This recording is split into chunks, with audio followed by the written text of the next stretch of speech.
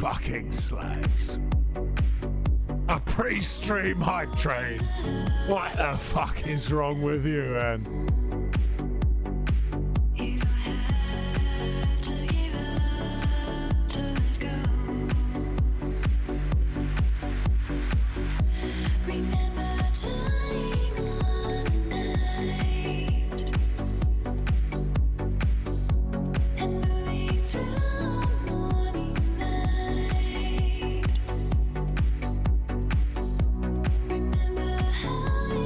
Well, don't fucking stop then, you slags.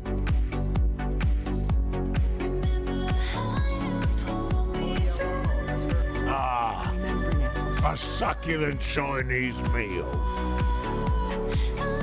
Thank you.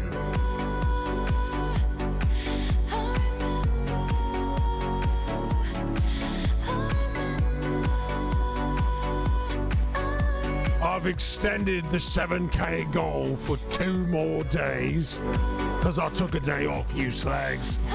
If you want to see that 10-hour trombone champ, you better get fucking busy then, eh? I see you know your judo well. 03_Esquire_ you. 1312 gifted tier 1 sub to 300 JDAO. Oh yeah, wow. Ladies and gentlemen, Needless backstory gifted a tier 1 sub to Blubby. This is the from the 4 corners of the globe Wow, that's very cool. to wherever the fuck you are right now, sub to Drowsy Haze. I'm Will Neff, and this is my motherfucking stream. So to you, the faithful, who stick with me even when I can't make it a stream because I'm so fucking tired, I issue you a very hearty and profound hey now, hey now, hey now.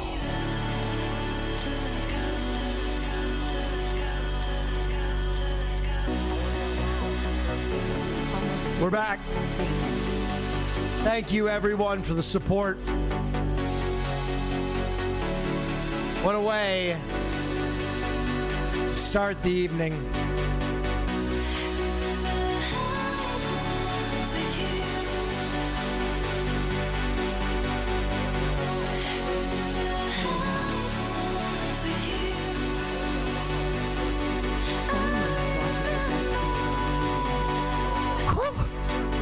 Looks good when he comes back against the Steelers. Thank you. Ladies and gentlemen, welcome back. It is, oh my God, Orleans. Thank you. Dankeschön. Darth Neal, thank you. The juice is loose. A mere 500 away from the dumbest sub goal I've ever made. Thank you, Taco Club, Dear M1, and Lauren G. Oh yeah, wow, that's very cool. Oh yeah, wow. I still that's very have cool. eyeliner on from that shoot because I wore so much. Oh yeah, wow, that's very cool. A year ago you gifted me my first sub here. I've been back every stream since because you are a light in my life, bringing the fun times when things can That seem is so dark. so sweet. Thank you, Neff. Thank Oh, you. yeah, wow, That's really that's very nice to hear. cool. Thank Neff you. for cool. Carleones, thank you. And Bacon-rific with a 5-bangerino. My gosh. Minor Threat, thank you. Judgment 12 with another 5. Oh yeah, You guys are wow, juicing that's me up very like cool. crazy. Time to spend some time with the best streamer. Let's go 18 months. God, thank you for this amazing hype train, guys. Hell of a way to start the stream. Hype trains have 6 levels now? What the fuck? They added a level to the hype trains? Oh yeah, wow, that's very cool. Darth Neal gifted a tier What? 1 sub to Blammo_6. They have unlimited levels now? What the fuck do you mean? cargo come. Wait, what happens? They just keep going? And this is to go even further Oh yeah, wow. beyond. What do you mean? Yeah, wow, that's very cool. This totally justifies the 50-50 split. Wait, but what's the point of a hype train now? Holy God in heaven. Oh my God! 50! 50!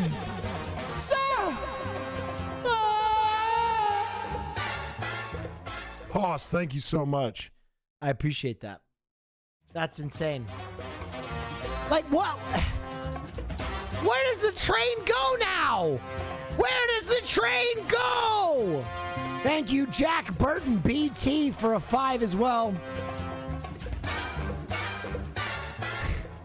We got a great big convoy. We're just going coast to coast. Oh yeah, wow, that's very cool. I mean, Mr. I gotta do it. It's so hokey, but Stinger. Oh yeah, wow, that's very cool. Feature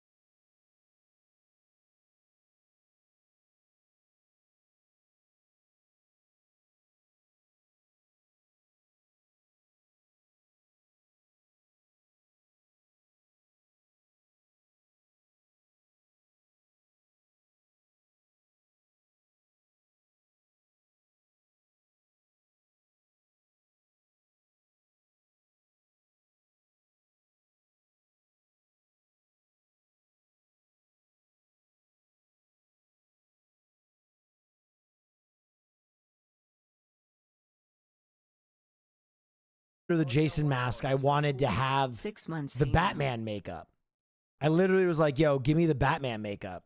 And she was like, Hoss on Twitch with another 10. What the fuck?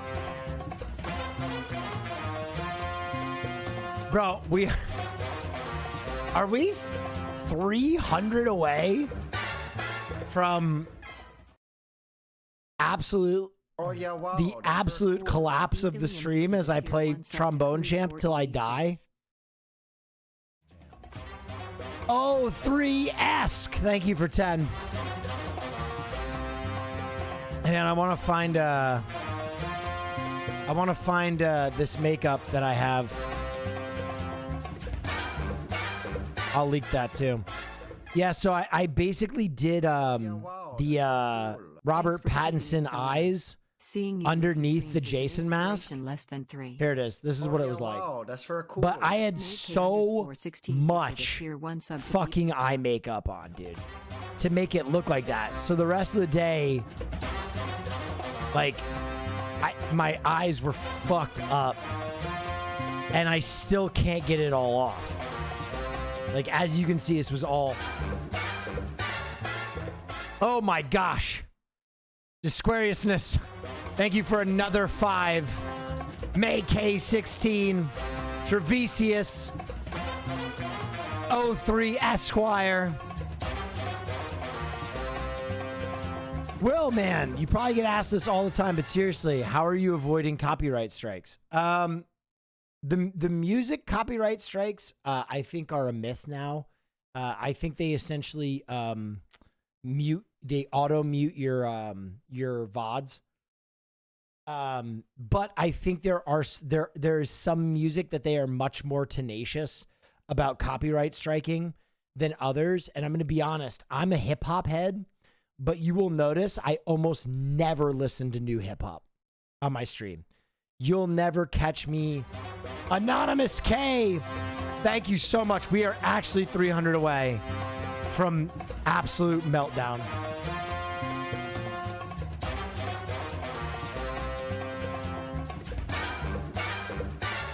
Level 14, this makes no sense. But yeah, I think new hip hop, you're probably the most likely to get clapped, which is why you'll never hear like any of that. I usually play more old and obscure stuff. Yellow Cape, thank you. Foxmeter, thank you for the prime. Phineas, thank you for the prime. Oh my god. Did you see this, by the way? I think I know what you're referring to. Yes. So guys, I'll keep you abreast of what's happening here. League of Pigs has responded to me. We will be watching a season of League of Pigs tonight. But League of Pigs reached out to me, and basically what I said was, I would like to send you a few $1,000. Amadeus Maxwell, thank you so much.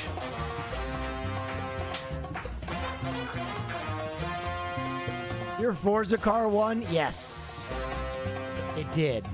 We will be, guys, our community will be featured in Forza Horizon. I cannot wait to play our car. Very cool moment for us. Oh my God.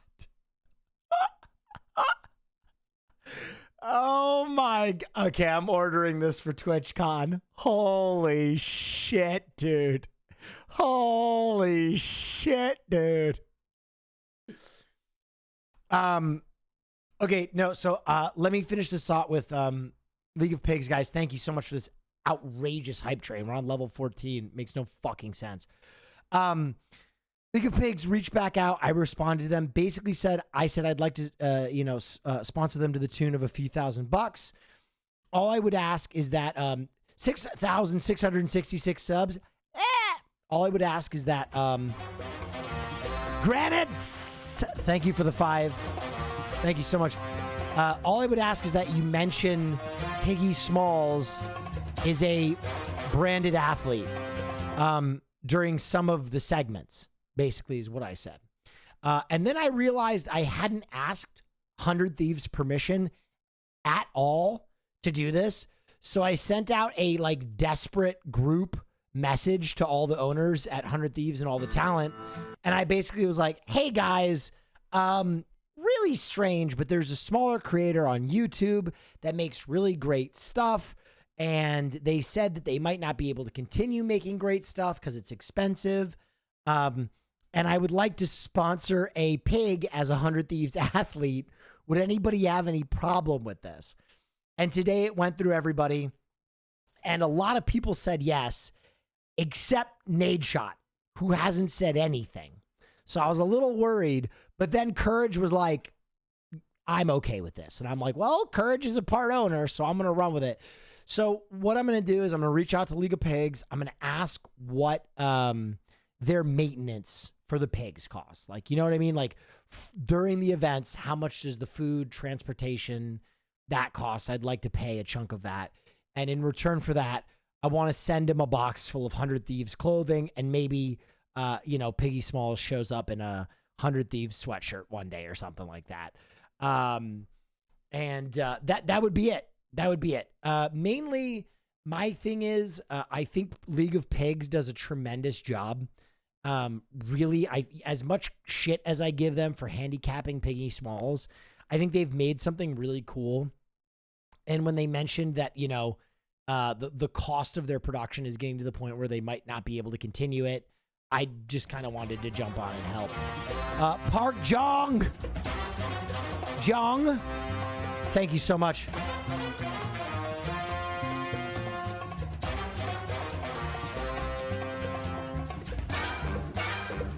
Would you ever co-commentate a season?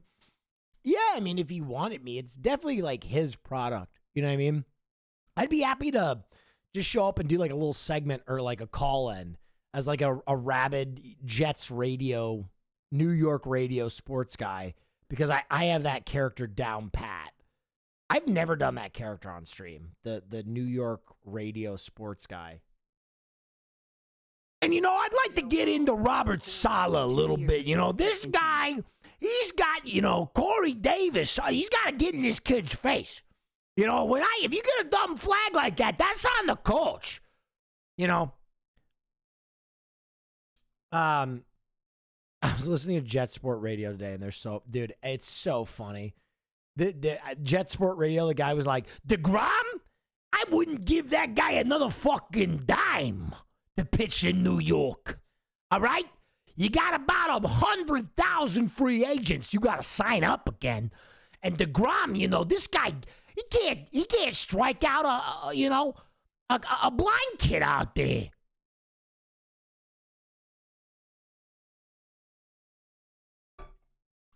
I love, Bro, someone knew exactly what fucking New York sports radio guy I was doing. That is amazing. Someone goes classic Joe, bro. That's so amazing. That is so funny that someone immediately was like, classic Joe. Thank God for the Mets. But that guy, DeGrom, I don't know what he's doing. Have you seen this? Let's freaking go. Yeah, the announcement video for 100 Thieves League of Pigs. This was incredible.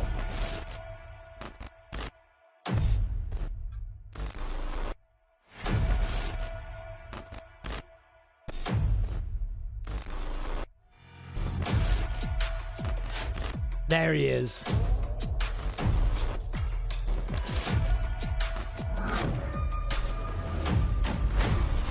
No, but here's what I'm going to say about League of Pigs. I think he makes a really great product. I think that, when I heard that the production costs were getting too big, it'd be my pleasure to send over a little support cash. And also because, I feel like if he keeps going, it could really catch on. I feel like it could be the next Marble League. You know what I mean? So, whatever. Guys, I don't know if you've seen the new podcast episode, but it's incredible. Fear Ends new episode is amazing. I need to hear about this second beef Wellington. Here, we're going to play that clip because I totally forgot telling this story, but it made me crack up. Here's a clip from the new episode of Fear End. Do you guys like London? I used to live in London. Oh, yeah, we got proper kitty, bruv. It was a paying thing. So we were there during the heat wave. Okay. Yeah, there's like no AC. There's no AC. Yeah, so yeah, it was, that's- What do they aircon? There's no aircon, bro. so it was a little brutal, but also I did have one experience that I fucking loved. All right. I went to the Ritz. Oh, wow, you went to the Ritz? I've never And been to I the did like a Ritz. 12-course meal. The best part was like the way that they spoke to us. So we ordered a beef Wellington. And the beef Wellington was so good. We're like, get another one. And we call our server over and we're like, hey, we'd love to place. And he's like, sir, I am so sorry. I do not know if we have the resources to do this. Let me check with the chef. And we're like, oh my God, like we didn't know it was such a big ordeal. And he's like, apologies, gentlemen. The chef simply cannot make another Wellington. There is no way to add another Wellington. And we're like, no, it's fine. And he's like, I am so sorry. I will speak with the chef again. And he leaves and he comes back. He's like, I have checked again. There is no way we can do the Wellington. He's and working for the tip, man. And we're like, I got, it's okay. You know, we have enough food. Blah, blah. Comes back. He's like, 10 minutes later, he comes back. He's like, gentlemen. After much conversation, he's becoming more Japanese now. He's going to do one more Wellington. Oh my God! And he's Just like, cheer. You're like, He's like, No. this They is bring out the simply trumpet unheard of. like they're the. This is simply unheard of. So when we got that second Wellington, it felt perverse. Was it good? Well, this Wellington's not supposed to exist. Wait, The shave. second Wellington is simply unheard of. So it's so funny. I reached out to the guys who were at the table with me that day. And when this happened, we were cracking up. And I'm going to be real with you. Okay. I have a tendency to spice stories up a little bit. You know, spice them up a little. This story has not been embellished in any way whatsoever. In fact, I think I've downplayed how intense this dude was about this fucking Wellington. So I have to explain to you, the Wellington was part of a pre-made menu, right? We got this multiple course dinner. And lunch. It was a fucking lunch. We were there at noon and we were fucked up beyond all recognition. We were very drunk. All right. And I'm going to be honest, it's because I had been having not the best time. I'm manic depressive. Traveling does weird things to my brain. I'm outside my comfort zone, whatever. But we got set up with this amazing lunch and we go over there. And the first thing that happens is they're like, oh, you're not wearing suits. And we were like, oh, do we have to wear suits for lunch? And they're like, yes, you have to wear a full suit. Now I had a suit, but the other guys didn't have suits. So we're like, oh, we're fucking chalked. And they're like, don't worry, we have suits. And we were like, what? Huh? Like, we're going to buy a suit? And they're like, no. We have loaner suits. And we were like, huh? They dressed us. They dressed us from head to toe in rental suits, but we didn't have to pay for them. They just dressed us, and we all looked like when you inherit your dad's suit for your bar mitzvah, and it's like too big, and it kind of fits at odd angles. We all looked like shit. Okay? It wasn't good. And so we went in there and we're like, this is ridiculous. And the dining room at the Ritz is one of the most lavish things you've ever seen in your life. It's all gold. Everything is ornate. It's beautiful, and everyone else there is there for like a special occasion or high tea or whatever. So we went in there, and we looked like American arms dealers, right? Because our suits all sucked. I'm with two fucking bald guys. And we're all sweating because it's 1,000 degrees in London. So we look like oil barons and arms dealers, right? That's what we look like. And so we were just like, you know what? We're going to embrace this. We're going to get trashed. So we immediately order a drink. And the waiter that was tasked with us, I could not place on a map where in Europe he was from. He could have been from France or Croatia. I have no idea. But the accent I was doing was exactly what was going on. I think he might have been Italian. But he came up and he's like, gentlemen, I see we are having the pre-course meal. The pre-plated, a fine choice. This comes with da-da-da-da, and we need your decision on this and da-da-da-da-da. So we make our decisions. And one of the things is the beef Wellington. But let me express to you how much fucking food is included in this pre-course meal.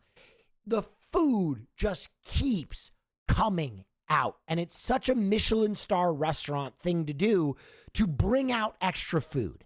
So they're bringing out a bunch of shit that we didn't even fucking order. You know what I mean? Like, every 10 minutes they come out and they're like, the chef has sent to you this seafoam napkin.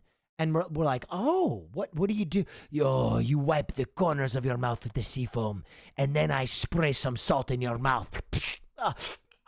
It's delicious. And this is happening like and it's food you've never fucking heard of. It's shit that like shouldn't exist. Oh, this is the deconstructed pigeon.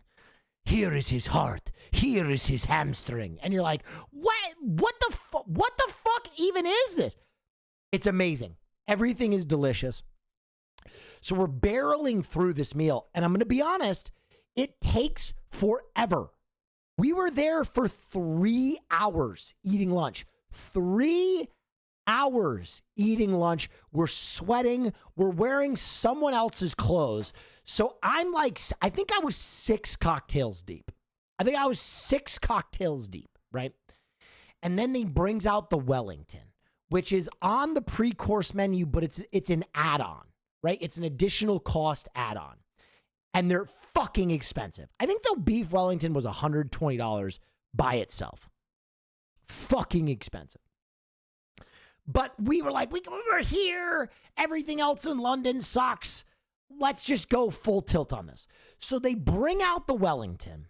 And I shit you not, it was one of those dishes that like you instantly come. I don't know how else to say that. But you know when you're eating food so good, you do like and you like look around at everybody else at the table and it's like oddly silent for like 30 seconds as people start to eat it. And then you like look to each other and you're like, holy fuck, dude. Holy shit. So it's a big Wellington too. It's like this big. It's like a loaf of meat. We bury it. We fucking bury it. And we ate it in like 30 seconds. And we're like 3/4 through this pre-plated meal. And we've each had like 5,000 calories easily. But we're hammered. We're fucking hammered. It was a succulent Chinese meal. And we look at each other and we go, should we try and get another one of these Wellingtons? Because we all understand how fucking special this beef Wellington is, right? I've had the Gordon Ramsay Wellington in Vegas at his restaurant, and I've had other Wellingtons, and this one takes a big fat shit on Gordon Ramsay's Wellington. 100%. Not even in the same fucking universe. So we look at each other and we go, yeah, we'll ask our server if he can do it. So he comes over and he goes, gentlemen, how are you enjoying the meal? We are heading into the palate cleansing portion of the meal. We were wondering, is there any way that we could add another Wellington to our dinner? And dude, it was honestly like this.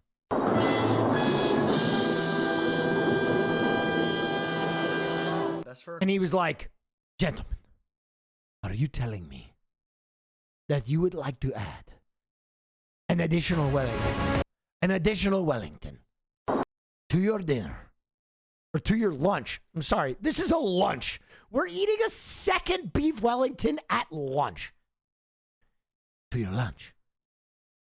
Yeah. That's if it's possible.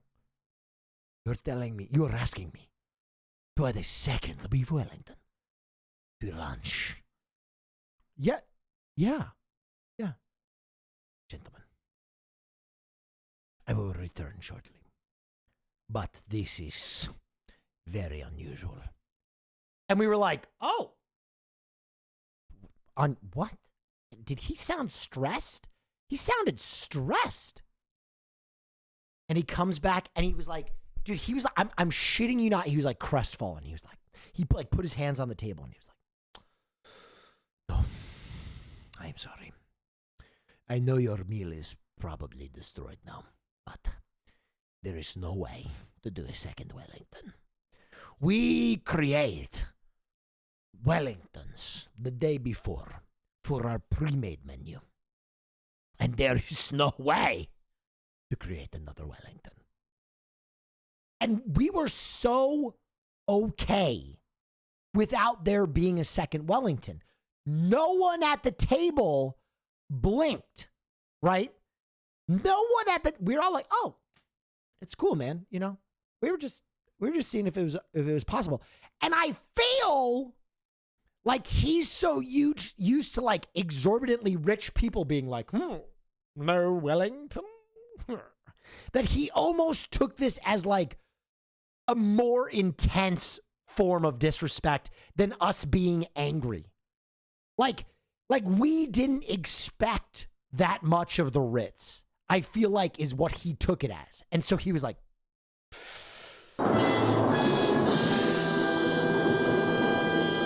I will ask the kitchen again. Oh, yeah, I will return. cool. So he like scurries off. Wellington. And we were like, man, we're having such a good time. I hope he's not taking this too badly. Like, we felt bad. Like, we were ruining his time. And he came back, and this time Gentlemen, we have done the math. We have had a team of physicists crunching numbers in the kitchen round the clock. There is simply no way within the rules of God and man to produce for you today another Wellington. The fallout would be disastrous. And we were like, oh my God, man. It's okay. We don't need a second. Well, we were just kind of doing it to be funny. You know, it's okay. Oh, so you think our Wellington is funny? Wow, that's No. Sergio, no, please. We've had our, no, it's okay. It's okay. All right. As long as you're still okay. We want you to have the utmost great time. So he like apologizes profusely. And he, again, brings out more free shit for us. He brought out a tasting flight of chocolates. This is all true. I have not embellished a goddamn thing.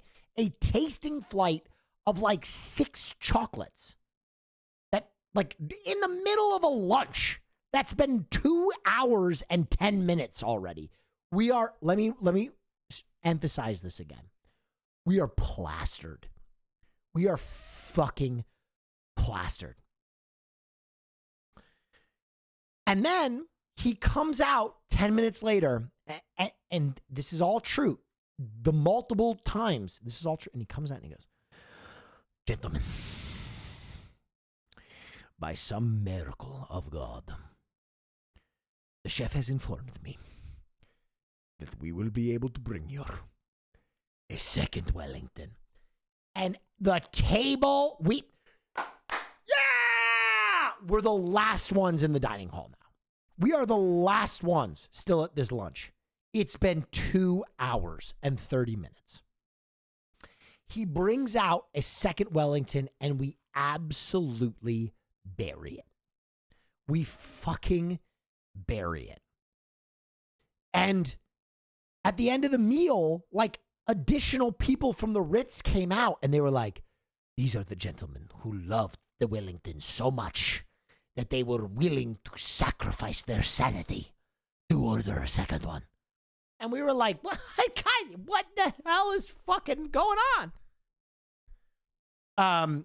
Anyway, we finished the meal and we paid and tipped, and they had a pianist that was playing just for us at that point because everyone else had left. And they escorted us out and we gave them their suits back. And we went on our way, and I literally went back. It was probably like 3 o'clock in the afternoon at that point. And Hassan was baffled your storytelling as to what was going on, because Hassan was like, hey, do you want to come IRL? And I was like, oh, I got to go to lunch. It's been 3 hours at this point. And he's like, where are you guys? Where the fuck? It's been 3 hours. And I'm like, oh, we just finished lunch. Cool. He was like, what? You just finished lunch? And anyway, we went up, and I went and met up with them. The other guys, I think, went and fell asleep. But I just remember the rest of the day, I was walking around and I was like, oh my God, 2 beef Wellingtons is too many. We were so full. And the funniest part about this is that it was such the highlight of our trip that when we went to Amsterdam, Joe was like, do you want to do that again? And I was like, do what again? And he was like, there is another Michelin 3-star restaurant in Amsterdam called Winkles that we can go do. And this is not an exaggeration. This is not an exaggeration. Marsh can tell you I am not exaggerating at all. A 16-course dinner. We did a 16-course dinner. And beyond that, there was a wine tasting menu where they would bring out a different wine with every course. Now, they gave us spittoons. Now, I don't know if you know this, but when you are tasting 16 wines, you're supposed to spit out some of them or all of them so that you don't get rip shit fucking hammered. I knew this. The rest of the table didn't know this. And so we were just drinking these motherfuckers. 16 glasses of wine. And at one point, Hassan looks over and he sees someone at another table rinse and spit. And he went, what the fuck was that? And I go, Hassan, not everybody wants to drink 16 glasses of wine with their dinner. And he's like, so everybody else is spitting it out? And I was like, yeah, dude, we were giga obliterated. I mean, to the point where, again, this was a I think we had a 6-hour dinner or something like that. By the end of this, we crawled out of the restaurant. We were the last ones there. We were obliterated. Everything I put in my mouth was like designed by like, it made no sense. Like the same amount of technology that went into a suspension bridge was going into these dishes. There was one that was a lemon meringue, a hard lemon meringue around a sashimi whitefish on top of a like roe Rice Krispie treat, basically. And when I put it in my mouth, I had a head to toe body shaking orgasm. Like I looked at it and I was like, there's no way this is going to be good. And I ate it and I was just like I immediately like looked around the table and I was like, oh, fuck, man. Oh, shit.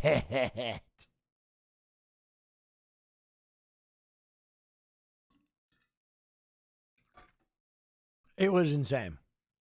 It was absolutely insane. Was this the Wellington? Let me see.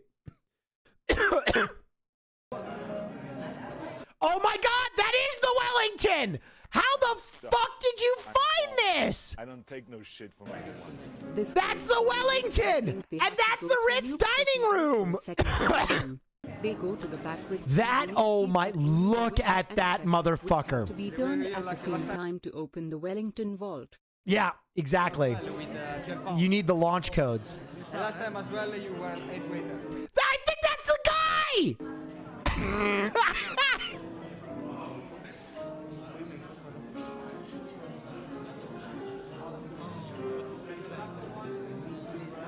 They played it, dude.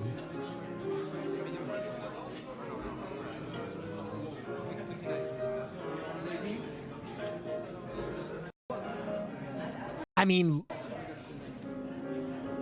look at that sassy bitch.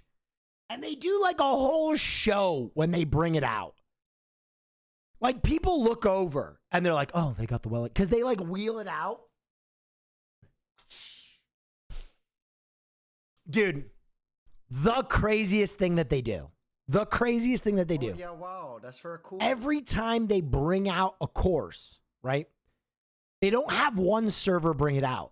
They have one server for every person sitting at your table. So when they come out, they all come out in unison and they put the food down and they look at each other and they grab the tops and all in unison they go, shisha, and they reveal the food at the same time. And that shit blew my mind the first time they did it. I was like, what the fuck? What is this? The Laker girls dance team? This shit is fucking sick. Yeah. Yeah. It was dope.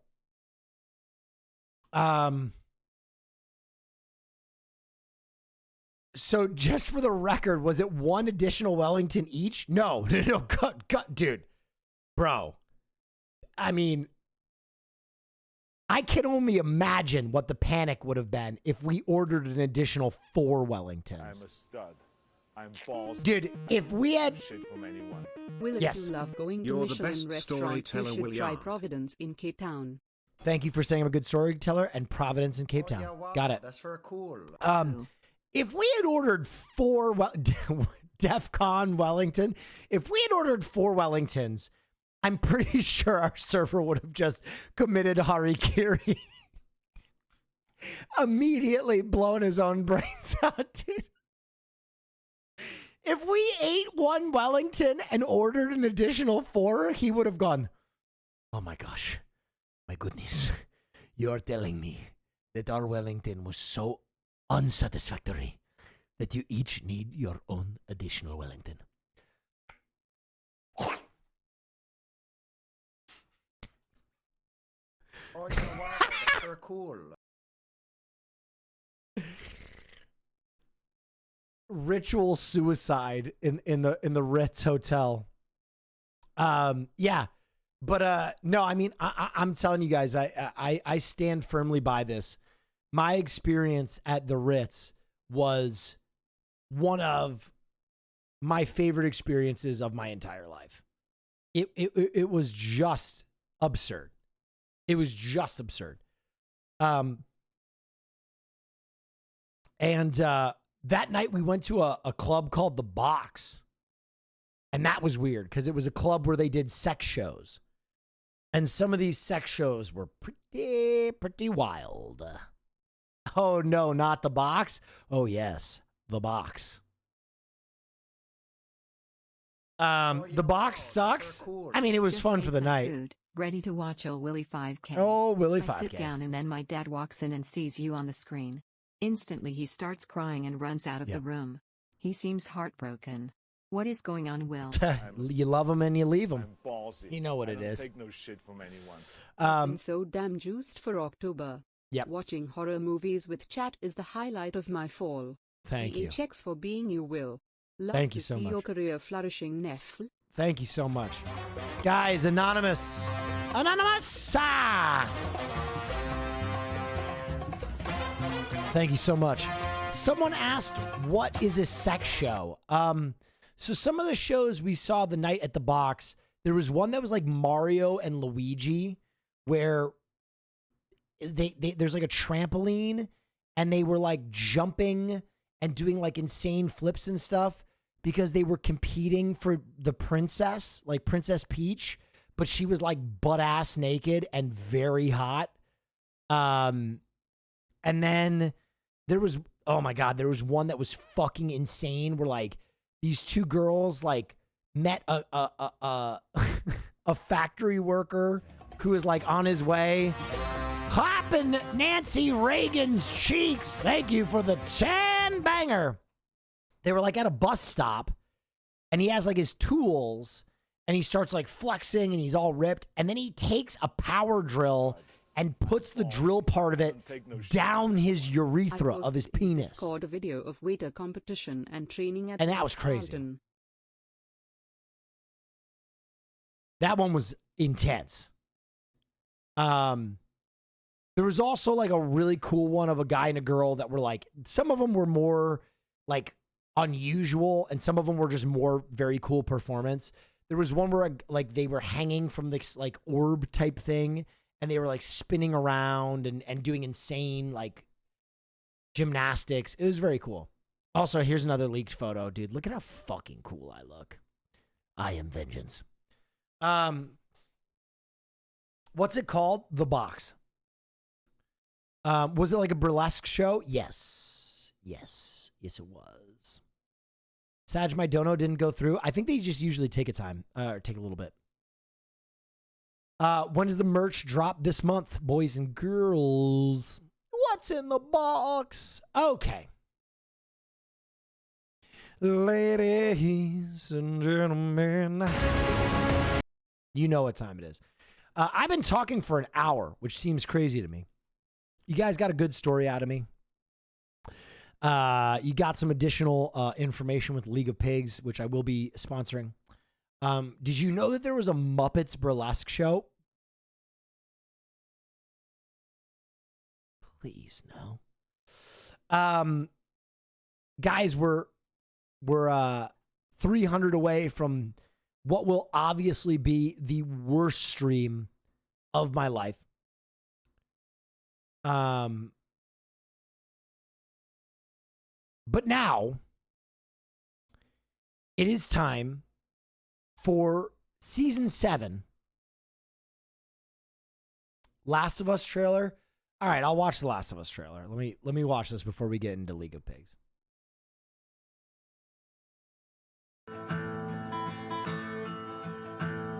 The roses have faded, there's frost at my door. The birds in the morning don't sing anymore. The grass in the valley is starting to die, and out in the darkness the whippoorwills cry. The darkness is falling, the sky has turned gray. A hound in the distance is starting to bay.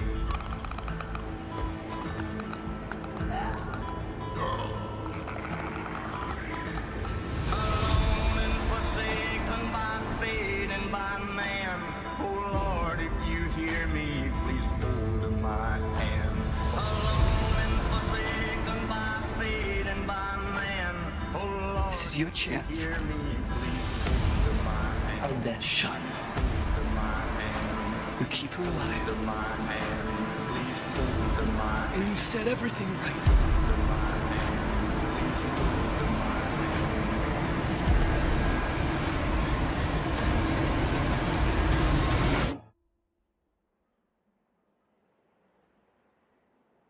Save who you can save. Oh, please understand. Hope it's good. Hope it's good.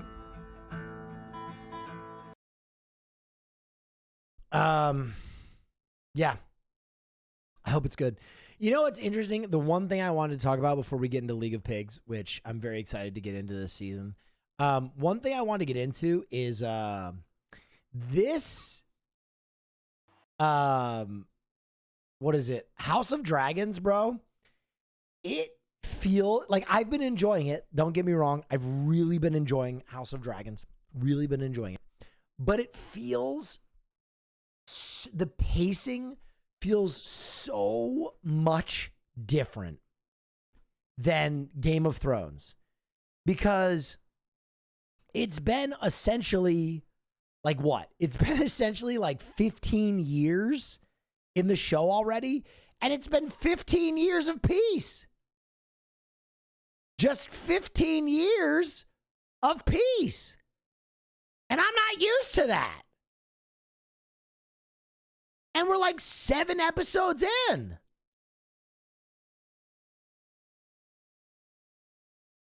I don't know. I know it's going to go crazy. I know it's going to go crazy. But I'm just not used to that pacing.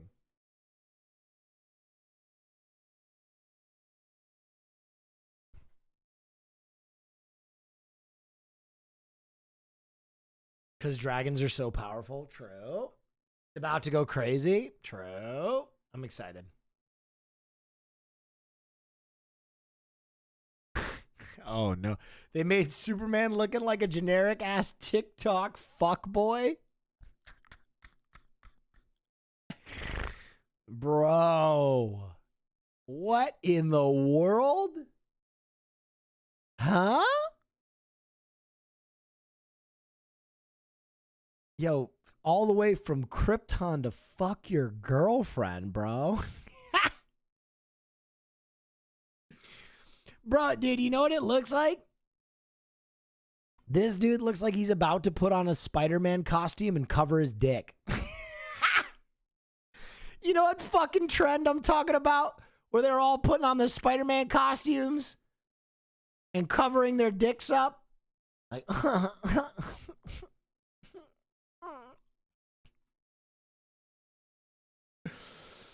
if you know, you know. If you fucking know, you know.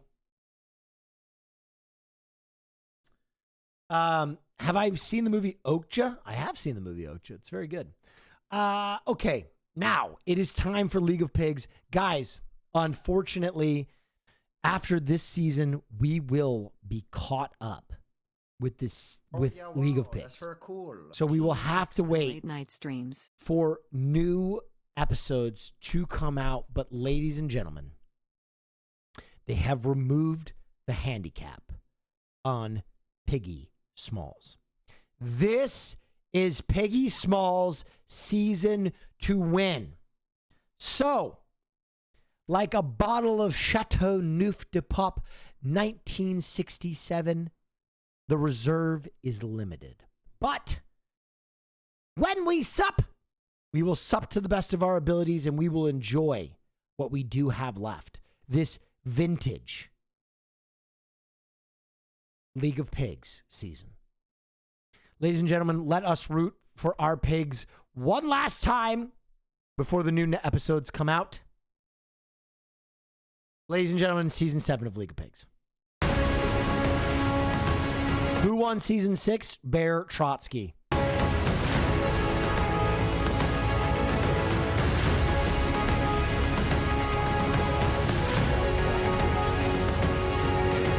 Bro, yes. All you've done is ask for Wellington, Wellington, Wellington. Yep. Go cook, go build something.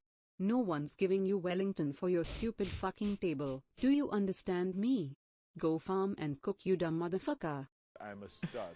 Oh, thank you, Train. Shit from anyone. Yes. Holy shit, it's shameless. You've gotten Wellingtons from I can't 3 believe you're different still people going. and you still come back to the same corner.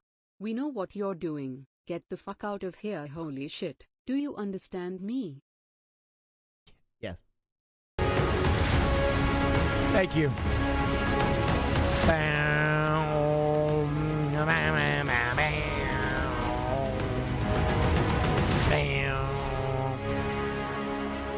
It's time Hello and welcome to Season 7 of League of Pigs. And as you can see right there, not much changes at the league as the pigs continue to dig up the hill. And as is often the case in round 1, we do have a couple of... Here it comes. Take no Yes. shit from anyone. Well, there is actually an 8th season that's already finished. Oh, yeah, it's just not out yet. Make. First of all, Piggy Smalls' handicap will be completely removed Woo! for Season 7. That hasn't happened since Season 1. So Let's it'll be extremely go. interesting to see how that changes the competition Let's over the next 4 go. rounds. And I'm sure Piggy Smalls fans will be dancing in the streets on hearing that. Some broke ass hill. Bro, they like to dig. That's why there's a hill. News. The second announcement is a slightly sadder one, and that is to say that Season 8 will be the last chance to watch these pigs race in the legendary paddock. This is as much a shock to me as the viewers at home. And if I had my way, I'd be Hey, now it has been commentating a for rough few many months more going back seasons to college come. after kind of But being a this has burnout, come but you from the inspire very me to top keep of the pushing League this of fit. Pigs. Thank you. And that makes Appreciate it even that. more surprising, in my opinion, as I know on good authority that they have Don't worry. We're coming in to save the League of Pigs. Hopefully. huge The plans for this notorious. sport, and so it makes no sense to me why they'd stop it in Season 8. But that is all we've got to go on for now. Anyway, let's focus on more happier things, which is the first race of what promises to be a fantastic season. What was the piggy's handicap? He got put behind a barricade because they've started as piglets and now they're like full-grown pigs. And when they were growing up, Piggy was the biggest one because he grew the fastest. But now they've all kind of evened out. All right, first race of Season 7. Piggy Smalls, do a big start! Piggy Smalls and Ginger on the near side looking dangerous. It's chicanes. Handles those chicanes just as well as she did in the previous season.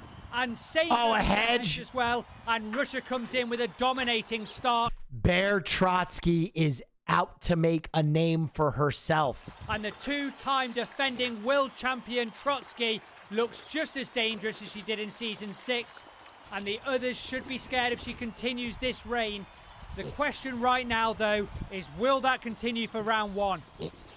All right, here we go. Hey, it's little Pepperino, is how I imagine Peppa an Sanchez. Italian person would say Pepper Sanchez's name. Fredophobic. But aside from that, Pepper Grow. got over her Thank you for Prime. disagreement with Bear as she stands close to her on this hill. We saw a massive fight in last season's finals between her and Bear Huge fight. It was brutal. over what was a silly remark, really, from Trotsky. And it didn't punish her too much in the end, but it was a close call, and it just shows how important and how pivotal Pepper can be in this league. And with that in mind, Shades of Ron Artest. let's go to race 2. The race begins. All of Oh, the yes. starts Oh, yes. Piggy Smalls straight off at has the got back. the edge. Piggy Smalls Look at that goes around chicane work. the chicane. He's way out He's front. so often in the previous season. It must be the tyre track because he looks so comfortable in it Yes! as well. Piggy Smalls, baby. We are back. And if you've been watching us for a while, you know instinctively, wet weather, Piggy Smalls does the first chicane. He's The going to win P, it straight the I, away. You the don't G, know the that. G, But the what is Y. less It's instinctive is Bear coming Piggy. last. She's normally very good at the tyre track. I'm We ballsy. know Yes. Take no shit from anyone. This is not the last season. The 8th one is finished and out. Une more season, let's go. It's out?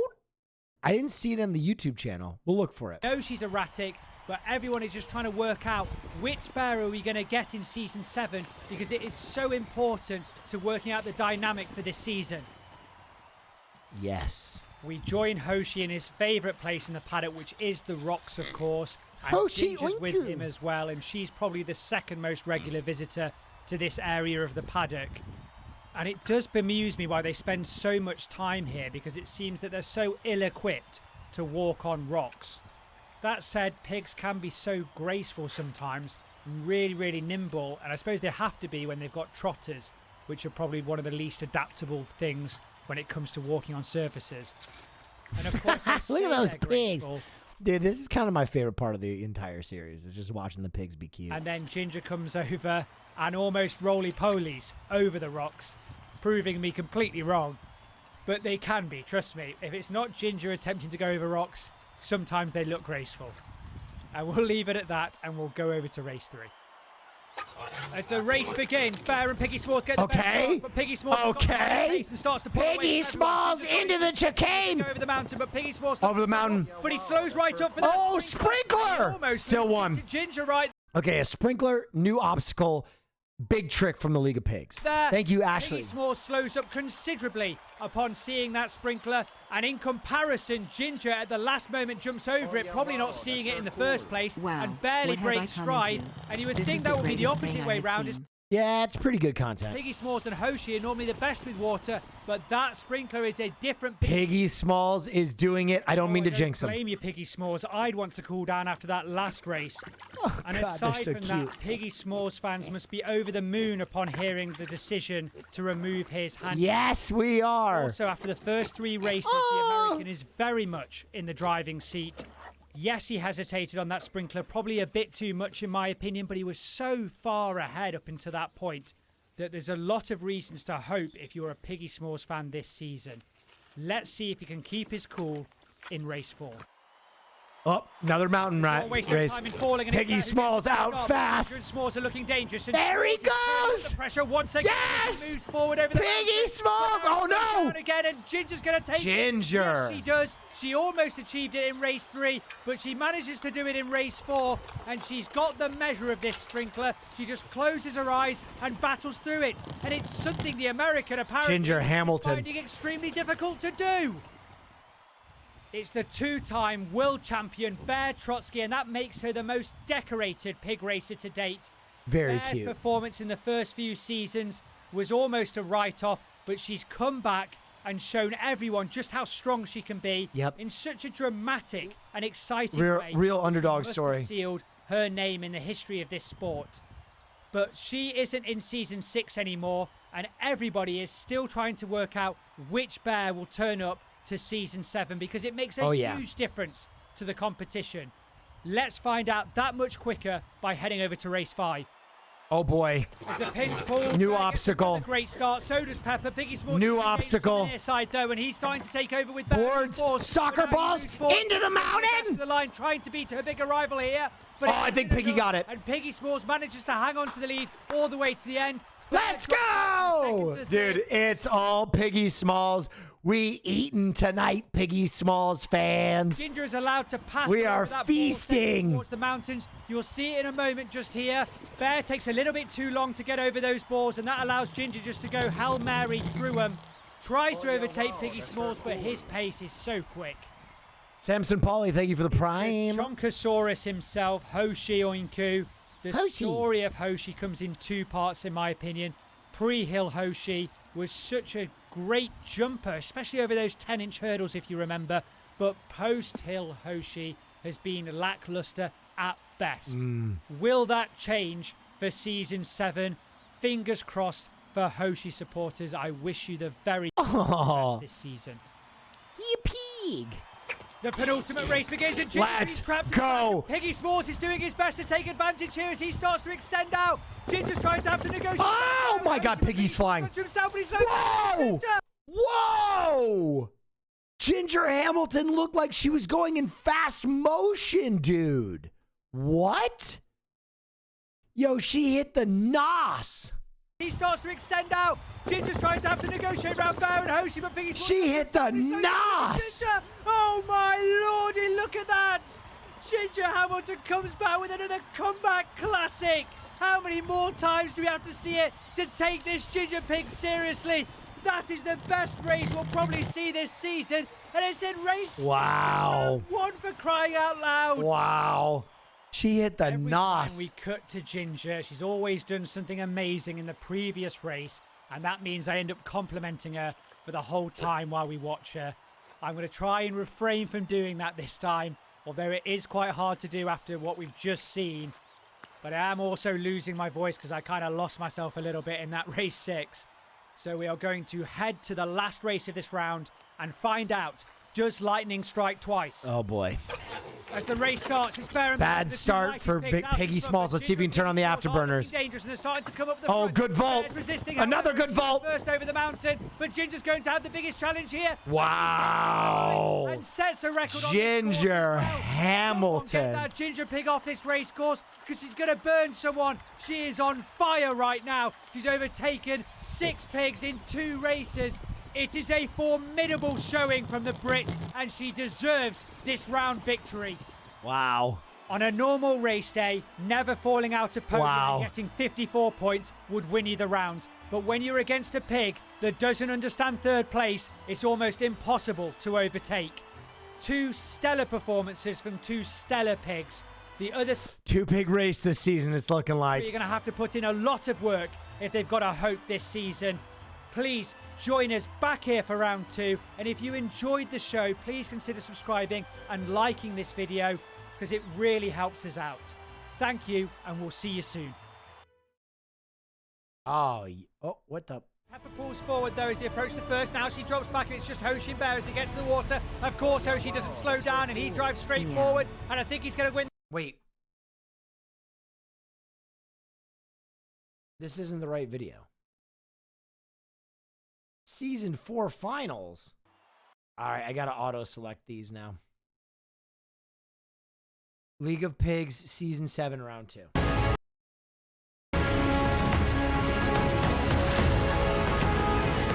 Pepper, Hoshi and Piggy. Here we go. Hello and welcome to League of Pigs. You join Pepper, Hoshi and Piggy Smalls as they dig a new spot in Piggy Heaven. Regular viewers will know that they normally dig on the hill, but today they've chosen somewhere different. Oh, yes. And while they're doing that, let's get a quick reminder of the points as we head into round 2. Okay. Ginger and Piggy Smalls are certainly the Neck two and to watch neck. out for. They both had solid opening rounds. Bear had a bit of a shaky start, and Hoshi still hasn't found his footing. Poor Pepper is still not a contender so far. Pepper But won will a any of season. that change in round 2, as always, Bear Trotsky won Season 6. is the only way to find out is to head straight over to race 1. Oh, God, here we go. The race commences. Piggy Great Smalls gets start out for the Piggy box Smalls. first, but Pepper and Hoshi Great are giving smart chase here. start. Hoshi looks dangerous on the far side. Ginger's had a poor start and is in 4th. There's the Hoshi now hill. moves into 2nd as they head to these sprinklers. There's the He's going sprinkler. right down, And a hedge. Apart from Ginger, who almost Oh, my God. Yo, Ginger Hamilton is fucking on it. again clinches the race because of the sprinkler. Piggy Smalls Ginger Hamilton is the threat. manages to hold everybody off after a very strong start, but Ginger is having a field day with this sprinkler as everyone else can't manage it, and they need to learn quick, otherwise this season isn't going to go well for them. And if you're like me, you might be thinking, where was Bear in all of that? Yeah. Everybody is now fascinated with this new area to dig. It's come out of nowhere. There's been no So cute. warning about this at all. But today they woke up and they decided that the entrance of Piggy Heaven would be a great place to start digging. And so that's what they ended up doing. Now, at this point, you might be tempted to ask, why are they digging in that spot? Truffles? I personally would recommend that you don't go down that that's very route. cool. As from experience, I can tell you that your curiosity is rarely satisfied. Thank you for the prime. Instead, I would focus on the vibe of their digging, and that is one of enthusiasm and hope for what lies beneath their feet. For now, we have to ask them to pause their digging and get them to march over to the starting box for race 2. Okay, here we go. Come on. Off the pigs go, and Terrible start for Piggy Smalls. this time it's Bear and Pepper with good starts, especially Pepper, who pulls he's out making ahead up of ground. everybody else, and now the hard work begins. Great hurdle. Mexican, and she has to He's hold through rest of them off. the mountain. Doing He's back out straight, front. He pulls ahead. Peppa wins one. But he doesn't take it as Mexico answers back. And Pepper Sanchez has a storming race in race 2. Good for As Peppa. She fends off a pig twice her size to get the 10 points. Well done, Pepper Sanchez. And it just shows what this little pig can do when not faced with too many jumps. She just had the 8-inch hurdle, and that meant she was quick enough and didn't slow down too much to get the win. It's another hot day here at the league, and all the pigs go into the pool often to cool down. Ginger is no exception to this. And so while Ginger is chilling out in the pool and cooling between races, now would be a fantastic time to say that if you enjoy the show, Those are happy pigs. please give this video a like. And if you think you're going to watch a lot more, then a subscription from you would be really I've already done it, helpful brother. to all of us here. Oh yeah, wow, that's very Thank cool. you very much, and we'll remind Ginger that she needs to head over to race 3. Okay, here we go, baby. Green lights being Terrible start for Piggy Smalls. given, and only Piggy Smalls doesn't realise Sanchez is out in front, and she tries to do a fake. Piggy making a move, though! And she Piggy does in the another one pack! there as well on the Oh, curve my again. God! But it leaves her out in front here for these tyres. Is she going to do it? She's slowing way too much. And it's Piggy Ginger Smalls! Oh, Hamilton that clinches the deal in race 3. Host Yoink Tough. also doesn't hesitate much, and Pepper Sanchez has to settle for podium, even though she did some excellent work at the top of the track. I mean, these Doesn't pigs, buy her enough these pigs rubbing his racing right now. time to hesitate so much on those tyres, and where was Bear in any of that? Ginger Smalls Hamilton. had a real mixed A real competitor. bag, and he also suffers in that race. La Princesa Pepper Sanchez is the darling of Mexico, and it's easy to see why, True. especially this round, after a gutsy performance in race 2 against Peggy Gutsy. Smalls, and another flamboyant one last race, as she does those side steps and those fakes to throw the other pigs off. It's a unique approach to pig racing, and it's why so many of us love her. I'm sure all of us wish her the very best of luck this season. We do. Hopefully, she can turn her fortunes around.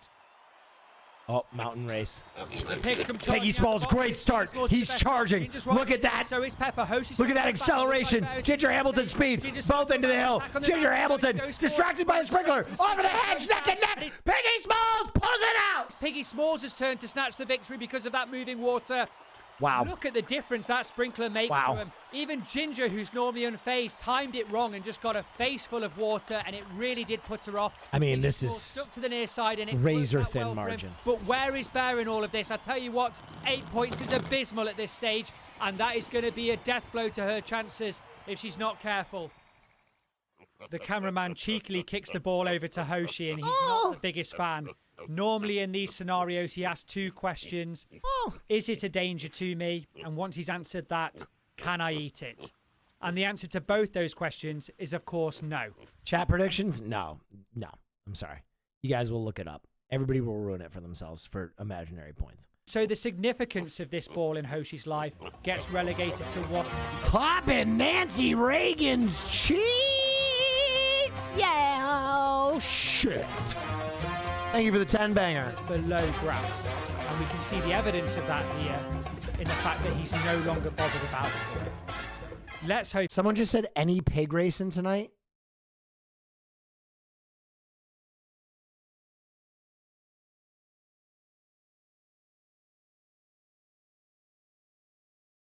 He's more bothered about his performance in race 5. As the pigs set off already, you can see bad that Pepper start. Bear are the ones that Bad fancy it, start for especially Bear Piggy as she Smalls. takes the lead for these But what a chicanes. move in the chicanes! What a move! The completionist with 5 gifted! My God! The race is happening! Peggy Smalls, second place! A big race and a big shout out to the completionist. My favorite YouTuber, one of my favorite coworkers, and an all-around prince. Please go give him a follow on Twitch. You won't believe your eyes. He's amazing at this. That performance turns a terrible round for Bear into a merely poor one as she gets a much-needed 10 points. At this stage, all Bear fans just need to count their blessings. It's interesting to note that she cares more when the sprinkler isn't there, but that is not good enough this season, and she's going to have to overcome her fear of that sprinkler. Piggy to have a Smalls chance has this been season. racing like a maniac. Oh, Miss Trotsky, what are we going to do with you? You are the 2-time defending champion, but Yeah. it certainly doesn't look like it right now. And I think that one of the reasons He's talking that shit. for that is this new sprinkler. We know that Bear hated the water obstacle, and she doesn't look too enthusiastic about this sprinkler either. But will she change her attitude towards it? My feeling is that she's so stubborn that she won't. But let's find out. Okay, we got a ball obstacle and a mountain obstacle. The door drops. Great start for Piggy Smalls. He's out front. We're going into our first obstacle. Piggy Smalls barrels through, barrels over the bars, and he's up and over the hill. He's neck and neck with Bear Trotsky. Smalls takes it off Bear and takes the Wow! Piggy Smalls by a snout at the line. record as well on this course. And Piggy Smalls has already won the round in race 6. He's on a hefty 47 points, and he's likely to be over 50 by the end of the round. Bear gets a well-needed 7 points and starts to bring herself up the leaderboard. But the story of the day here is Piggy Smalls and Yes, just it how is. strong he is. Yes, it is. Well, you're looking at the winner of the round right He's here, fierce. Piggy Smalls. He's been strong throughout, only having a wobble in race 3. Apart from that, he's been flawless so far. Will that continue for the last race? It doesn't really matter for him. America are going to be celebrating regardless, but let's see. It's the last Okay, race here of we the go. round. Terrible start for Piggy Smalls. Bear Trotsky out front. Pepper and Bear take the initiative here. There Bear we and Pepper go, and tied we're now. going into the Pepper first moves obstacle. Or forward is it a to sprint? Ginger and Hochi No, it's a hill sprint. on the far Ginger side. Hamilton, It's far Hochi side, Hochi. barrels Yes, through. Will. My God, course record. She tries to go for second, but Pepper holds him off, and that means the Mexican actually has a pretty good round after some scrappy performances. Ginger remains relevant with that 10 points, and Piggy Smalls actually doesn't have a great one in 4th, and means that it's not a complete domination. But Wow. what has happened to Bear? Well, look League at of that. Piggy Smalls Pigs, and Ginger trade halfway yet through the again in season, a 1-point competition. Ladies and gentlemen, are you not entertained? 2, and that means it's looking very likely it's a 2-pig championship. Both of them desperately want it, but will the deadlock be broken in round 3? Please join us back here for that, and if you enjoyed the show, consider liking this video. For now, we just thank you for watching, and we'll see you soon. Wow. Wow. Guys, we're heading into the second half of the season now. Razor thin margin, 1-point race. Let's see what happens in the third leg of season 7. Day here, and while the pigs try and manage that. Whoa, calm like a Tom. Thank you for the 5. 200 away from what will assuredly be the worst stream of my entire career. If we can get it in the next 48 hours. A 10-hour trombone champ bone off. A trombone off. That sprinkler to head over to one of their favorite places, which is the garden. Let's have a look at the points as we pass the midway point. Ginger and Piggy Smalls are the most likely candidates to win Season 7. One of the other 3 will have to completely dominate this round to even stand a chance in the finals. I have a feeling we will know the lay of the land by race 4, but that is all just speculation. So let's round these pigs up from the garden they've just arrived in and send them straight back over to the paddock. Is that why Twitch did the begin this round of 25% off racing. to ensure the bone off? Yeah, for sure. First door drop of the round. Oh, there we go. There's the door drop. Good start for Piggy Smalls. Up there with Hoshi Oinku. Hoshi Oinku and Smalls through the mountain. Piggy Smalls goes over the mountain first. Pepper's challenging. Oh, it's Both Peppa, slow down. sorry. Ginger Hamilton out of nowhere. I don't think she might have taken it. Yes, she takes Wow, Ginger Hamilton steals the first place. We got ourselves an absolute barn burner. it. And we've seen it time and time again this season. Ginger passes 3 other pigs to take the top spot. Fantastic racing, exciting racing from her. Piggy Smalls should have done more with what he had. He knows his biggest rival is going to be on his tail every single time, and no one else has a look in, including Pepper, had a brilliant start. JG, oh, thank you for the 5 gifted. Hoshi, That's a lot of juice. Not having the best season. Thank you. He's in 3rd place, but I think that's being Hoshi too high, way to be back. honest. Bears fell off, Peppers fell off, so he's just by deep. Oh, it's a fight. 3rd. It's not like Oh, it's a fight. Look at him. Frustrated. Oh with that my result gosh. Slightly as he attacks Bear. Hoshi not in a good mood. Wow.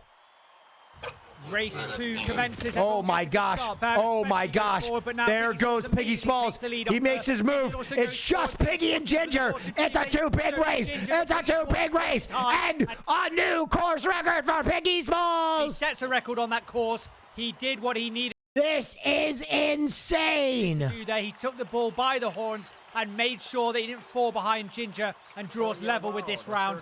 This could well be a back and forth, as I don't see anyone else close to challenging these two. Ginger didn't even do a bad performance there. It just wasn't quite to the same caliber as Piggy Smalls on that course. Wow. The pigs are eating on the track. Normally the league try and avoid this because sometimes they damage it by digging it up. And the track is very important to the league. Very important. But because it's so hot today, I think they thought that it would be nice if the pigs got some nice wet grass from that sprinkler. Oh, poor Ginger. Oh! Wow, tempers are flaring this season. Hoshi is not making friends today. Race 3 gets into Great start for Bear and Piggy Smalls. Peggy Smalls into the chicanes. He's really separating. He's got a pig leg. He's burning. There's Peppa Sanchez through the hoop. A big slowdown. Ginger Hamilton. Piggy Smalls at the line. Piggy Smalls takes another race. It takes Pepper on the tyres, and it covers up for her poor start. Piggy Smalls, however, is acting faultless in this competition, and he is just doubling down on his strength, which is to get out in front and stay out in front. And it's working well throughout this whole season, and I don't think he's going to change it at all, that tactic. Ginger, however, is overtaking Pigs at an exceptional rate. The others are completely out at this stage. Hoshi has finally left Ginger alone, and that's important because she needs all of her concentration for this round. She's going head-to-head against one of the strongest pigs on the circuit, Piggy Smalls, and he's getting better starts than she is as well. Yep. So let's hope that her magical performances continue. Thank for the rest you. of this round. Just like water. As the door Just drops, likes all of them water. get a Sorry. good Piggy start. Smalls, great start. Piggy Smalls Here we go. ahead of the rest. Into the hill. Pepper Neck and neck with Ginger. Neck and neck with Ginger. Ginger pulling away through the sprinkler. It's all Ginger Hamilton. But instead sets a record. A new course record. Are you not entertained? Piggy Smalls, but don't worry about it. Apparently she's got an unlimited amount of tricks to pull out of that bag, and she does again in race 4, and means that they are tied after 4 races. Everyone is waiting for one of these pigs to completely slip up, but the only ones that are slipping up right now are the pigs we're not talking about. I mean, this Let's is venture insane. through the long grass and see who we This is find insane. at the end of the journey. Oh. Is it Bear by any chance? No, it's Miss Sanchez herself. Peppa hasn't really Sanchez. been a contender recently, although we have seen some Pepper standout Sanchez, performances cutest from the pig by Mexican, far. So there is potential there. Cutest pig. And while Pepper is hogging the limelight, now will be a fantastic time to say that if you enjoyed the show, please consider giving this video a like. And if you want to follow the pig's journey into the future, then a subscription is the best course of action. For now, let's follow Ginger and Pepper back to the paddock for race 5.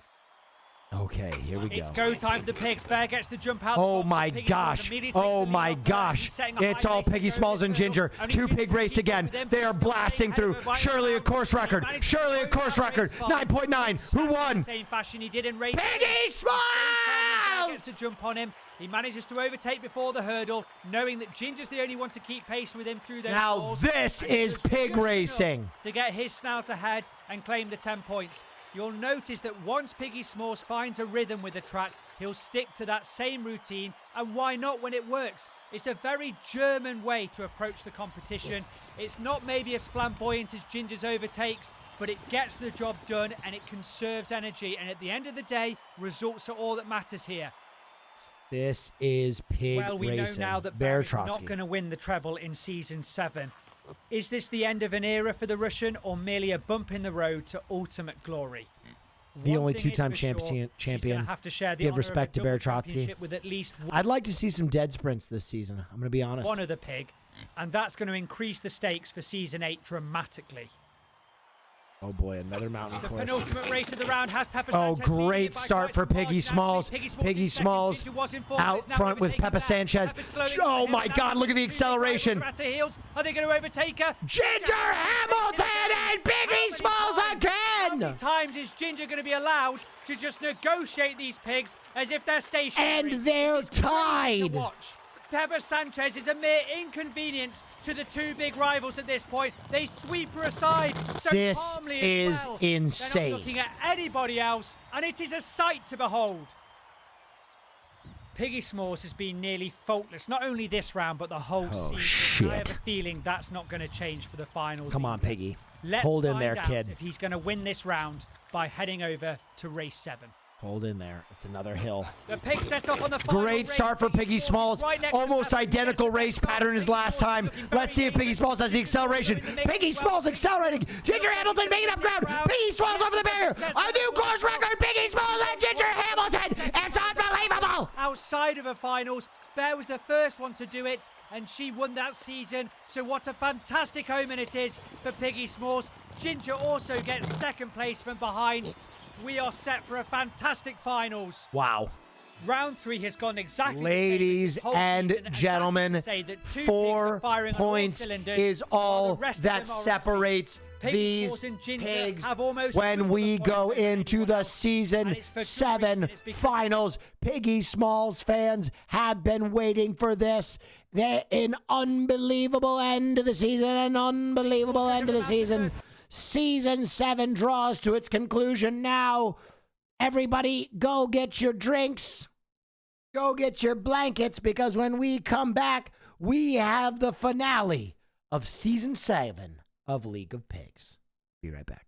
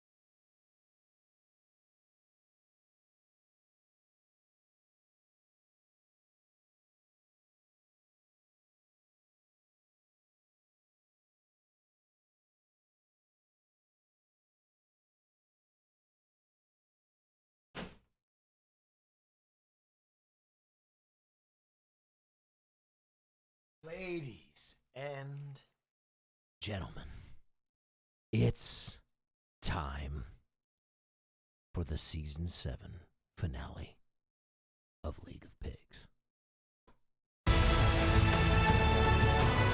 Bear Trotsky, Piggy Smalls, Ginger Hamilton,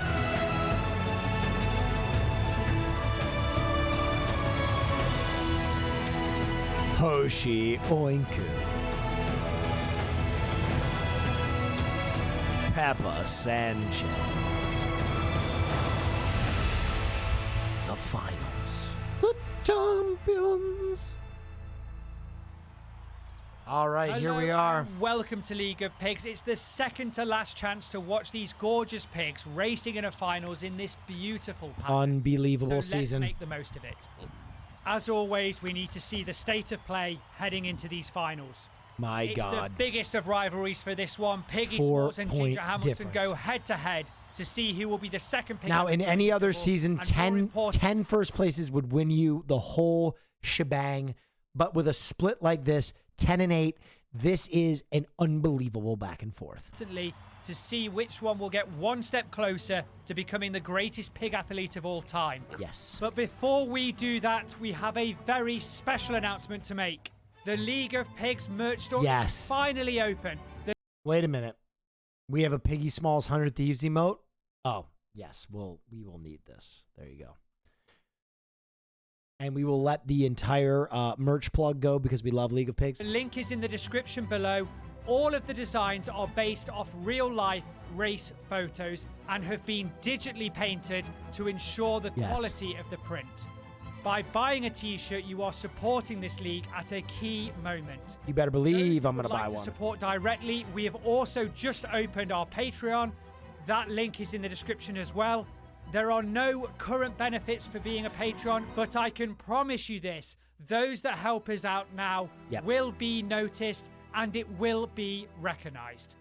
Thank you very much, and Oh, let's yeah, wow, begin that's very these cool. finals. Smeepy gifted Yes. a tier 1 sub to Mighty Moose The 37. pigs get to work. There go the pigs. Piggy Smalls, and that's worked out well. Piggy for Ginger, Smalls. but she's still got challenges trailing with behind. He Smalls' needs pigs. points here. Piggy Smalls is now being overtaken. by Oh Hershey. no, a It's last the point would be a American. disaster. Piggy goes Oh my forward. God! Smalls Did he will take save it at the last second? moment, won't he? He managed Piggy Smalls! to go from 5th to 2nd in the last A near quarter of that disaster. corner. And let's not forget about Ginger, because you can't do better than first, can you? These two are not going to let up, and I'm excited for the next 6 This races. is insane. 1 point between them. Viewers will know that There's only Hershey 1 was in point a between them. Terrible mood last week, and it was probably because of his poor performances recently. But fortunately, it looks like Hoshi's calmed down. And while we watch him look around the paddock for things to eat, now will be a fantastic time to say that if you enjoy this show, please give this video a like. And if you think you're going to follow the gang on their journey, then a subscription is certainly the best course of action. Thank you very much, and we'll crack on with these finals. Holy The gate shit. drops, all of them bundle out. Oh, decent start there. The other four are playing catch up. Bear What's the obstacle? Ginger looks like the most. It's the hill. That's Ginger's favorite. And she's going to come up to his hedge, which will Oh, be no! But Pepper A disastrous race for Piggy Smalls. Sanchez holds her off. A disastrous race. In the finals, and why not? Peppa- And every time we see something like that, we're reminded that you don't Ginger is now in the lead by 3 points. have to Peppa saved the race from being even more distant there by pulling out a be win. the biggest pig on the circuit, although it helps to win this competition. The biggest factor is heart, and we saw a hell of a lot of it there as Peppa goes toe-to-toe with one of the best hurdlers there is and comes out on top. Oh, shit. That does not look comfortable at all, Piggy Smalls. I think he agrees with me as well. And here comes the pig of last race, Peppa Sanchez. Peppa goes into the pool. She's not normally a massive pool fan, but I think she's just cooling down her legs and her back half because of that last race where she was just so rapid. Some people are born talented, some are born cute, and Peppa is lucky enough to be born both. Lucky her. And before we get too jealous, let's go to race 3. Yes. Chicanes. Piggy Smalls, great start, but Ginger Hamilton is out there first. Piggy Smalls has the inside. He's out there by a pig length. Is it going to be the tires? Trap because he's just so far ahead. It's the tires. A good jump. Piggy Smalls. Smalls fans love the tire trap. My You know them, God. He just do it so well. He's just learned yeah, that wow, technique. that's very He cool. can turn on a dime. Ginger's A tied race. to mention though, she makes sure that no one else overtakes her. Everyone else plays catch up, so it's business as usual here in race 3. What a difference a season of pig racing makes. Bear's performance has taken a sharp downturn, and it has changed the dynamics of this competition once again. I am certainly riveted. It has affected her chances I'm at the edge of my becoming seat. the greatest pig racer that has ever lived. But Bear fans, haven't we been here Doesn't before? Piggy Smalls have an Haven't only we hams? stared down greater Jesus challenges Christ. than this, as we Not like saw this. Bear do terrible performances in the first 4 seasons and then win the last 2 seasons on the trot. So Trotsky fans know more than most that the winds can change very quickly here at the league. For now, we just have to wish Bear the best of luck next season and get back to focusing on the main contenders for this one. Holy shit. Soccer ball Race course. 4 commences. Disastrous start for Piggy Smalls. And neither Piggy Smalls nor Ginger get good starts. Pepper's out in front, Bear is as well, but she's dropped off. Now Ginger takes it and pushes straight through those balls. He needs to take second here. Back there and gets the second. Second place. But Ginger Hamilton is the one that doesn't hesitate on those balls, doesn't get caught out, manages to negotiate her way around it. Piggy Smalls has to have a It's mention all here. He doesn't Ginger do and Piggy Smalls. They're almost ahead by 100 points. leaving that race. And it's so unusual that I can't throw any criticism about the 2 main rivals. They are just doing the best they can with what they had. Can you make YouTube videos of watching League of Pigs? Just send her the YouTube. And that wasn't much in this race, but does it matter? They still managed to do the 1-2. Okay, let's just take a moment to de-stress after this very tense final. And the pigs have decided they're going to go out the back of the garden and into the field. And they do like this area. It does de-stress them quite a lot. And in fact, while they're taking the opportunity to de-stress, maybe I should take a few moments. Look at that tail. 5-10 seconds before we head over to the final 3 races of this season. Here we go. The race starts, both of them go. Piggy Smalls, great start. Who has the best start on the near side here? As he Come moves on. forward. Ginger's Through the keeping up balls. with him, though, He but needs not a first. over those He's balls. got to have a This first. time is definitely going to be quick. And Piggy Yes! Piggy Smalls course record and we're tied! Smalls does a world-class performance in race 5. And 9:20 will not be beaten at all this season. I can't see it being beaten in the next season, if I'm honest. Piggy Smalls grinds down Ginger and starts to move level with her now, both beating the 200-point mark. The next 2 races are on a knife edge for both of them. Holy shit. Ginger is a head turner, make no 2 mistake races about left. it. And it's not just because of her golden coat. It's because of her confident, I'm a wreck. personality. Very I'm in similar to absolute Piggy shambles in right now. Muppet I'm in Bash. absolute fucking Whereas shambles. Piggy Smalls, in contrast, is a very calm-natured pig. And that's why it's so exciting when these two pigs go head to head, because they both have strong wills and determination, but their styles are completely different. So the question remains that if these pigs both have a strong desire each season to win the championship, when faced head to head, pig on pig, which pig's willpower will win out? Well, the next two races will give us that answer. Jesus Christ. Oh my God, is it a tire track? Piggy Smalls, good start. He's out in front.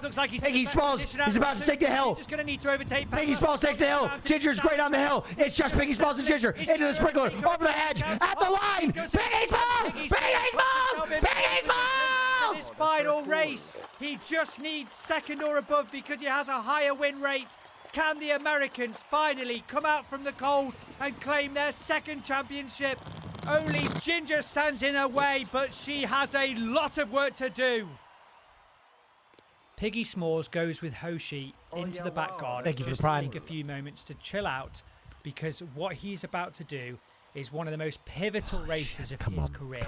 If he manages to pull this off, he will be the second pig ever to win the double championship.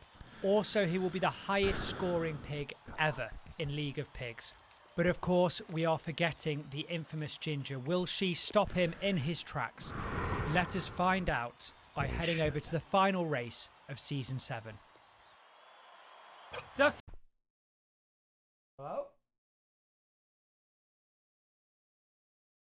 I think my dog is knocking on my door.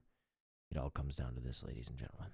When that gate drops, one pig will be a champion, and one pig will be sent screaming, wee, wee, wee, all the way home. Piggy Smalls can finish second or above. He has made his way back after 6 long seasons. After being the first champion, he will return. Final race begins. Piggy Smalls. Good start for Piggy Smalls. Oh my God. Pepper, who's the one to beat. Oh my God, no. Race. Ginger's doing the best. Oh my God, no. Piggy Smalls. Oh my God, no. Needs to overtake Hoshi and Pepper. Oh now. no! She's going to win it. She goes first and she wins the championship. Finally getting the double that she desperately wanted. All the hard work and all the heartbreak of previous seasons is washed away for Ginger fans as they see their pig finally go up against her main rival and win. And what a difficult season it was as well. Piggy Smalls tried to make her capitulate, tried to make her U-turn on her ambitions, but the lady is not for turning. What a delight. What a delight this season has been, and you can see it right here on the scoreboard. 219 points. By far and away the largest score we've ever seen here at the League of Pigs. And it doesn't come out from a singular pig. It's produced when you bring the biggest rivalry in the sport in a high-pressured situation, and it creates diamonds. And that is what you're seeing this season with a score like that. Is this the momentum Ginger needs to become the greatest pig there ever was in Season 8? Or will one of the other pigs spoil that dream for her? Find out next season, but for now, of course, let us pay homage to this beautiful pig, Ginger Hamilton. Sub to Rizdi Gag. Oh yeah, wow, that's very cool. 03_Esquire_1003. What's up, Tubbo? Gifted a tier 1 sub to Sarah. Yeah, we're watching pig racing. It's the new meta. And my pig just lost to the UK's finest Ginger Hamilton. So let's watch that highlight reel and pour one out for Piggy Smalls. We'll get him next year, kids. Get him next year. Big round Baron Hoshi, but Piggy Smalls got to himself and he slows down. Look at Ginger! Oh my lordy, look at that! Ginger Hamilton comes back with another comeback classic. Pepper's challenging both, slow down. Ginger looks dangerous on the far side though. And I think she might have taken it. Two big rivals are at her heels. Are they going to overtake her? Ginger Hamilton takes it again out evenly, but it's Pepper who's the one to beat in this race. Ginger's doing the best job of challenging her. Piggy Smalls needs to overtake Hoshi and Pepper now. Ginger looks like she's going to win it. She goes first and she wins the championship. Yes. Ladies and gentlemen, there you have it. Ginger Hamilton wins. Oh my God. Season 8 coming up tomorrow. It'll be the last season we watch before Piggy Smalls is a sponsored 100 Thieves athlete. All right? Piggy Smalls is coming home, ladies and gentlemen. He's coming home. I've talked to the big wigs. We are sponsoring Piggy Smalls. He will be an official 100 Thieves athlete. And when he does join 100 Thieves, no one will be safe.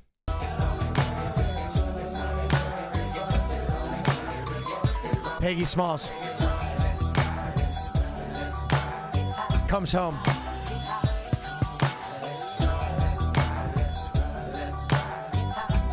Are you for real? Yes, I got permission from 100 Thieves today to sponsor him. I will be the one sponsoring, but he'll be a 100 Thieves athlete. Armed and dangerous. Ain't too many can bang with us. Straight up, we no angel dust. Label us notorious. Thug ass niggas that love the bus. It's strange to us. Y'all niggas be scrambling. Dude, I told them we should buy a racehorse. That would be so sick. What's wrong with mandolins and violins? We just sitting here trying. Piggy Smalls announcement video 1? Or when? We already have one, bro. What you mean? Should I play that clip? Yo, who's got that announcement vid? Who's got that Piggy Smalls announcement vid again? Someone link that up.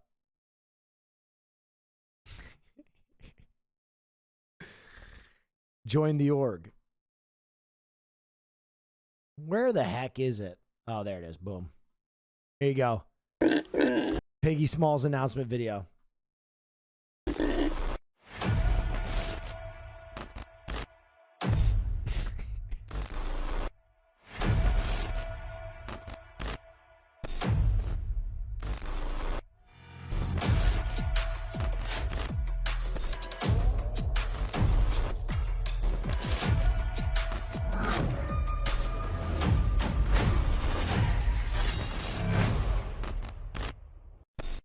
Listen, when the whole world catches up to the new Will Neff meta, because they always do, right? They always do. We'll be in on the ground floor of the greatest race pig the world has ever seen, okay? And y'all can try and catch up, okay? All right? FaZe Hamilton, I already see it. FaZe Ginger Hamilton, I already see it, okay?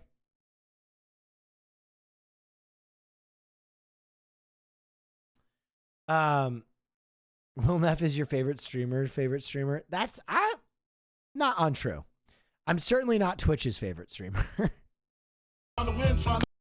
Sin, high off weed and lots of gin. So much smoke, need oxygen. Steadily counting Benjamins. Nigga, you should too if you knew what this game would do to you. Been in this shit since 92. Look at all the bullshit I've been through. So-called beef with you know who. Fucked a few female stars or two. Then I blew like niggas blew like Mike. Shit, not to be fucked with. Motherfucker better duck quick. Cause me and my dogs love the buck shit. Fuck the luck shit, strictly aim. No aspirations to cut the game. Spit your game, talk your shit, grab your gat, grab your clip, squeeze your clip, hit the right one. Pass that weed, I got the light one. All them niggas I got. All right. Ladies and gentlemen,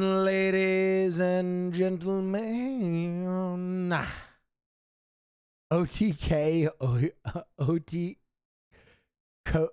I can't even say it. OTK, Hoishi Oinku. So it'd be OT Oinku. My mouth couldn't do it. OT Koshi. It's pretty good. All right, ladies and gentlemen. Whoa. Got a bunch of messages.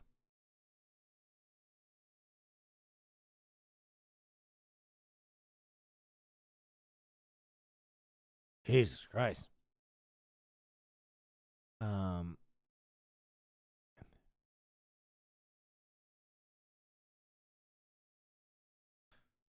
my God. What the fuck? Hold on. Sorry. I have a lot of fucking messages.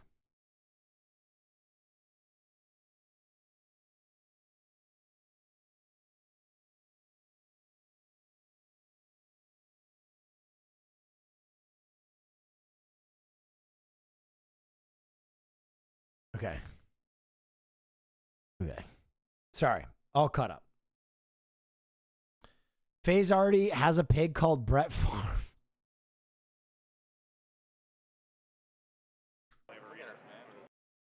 For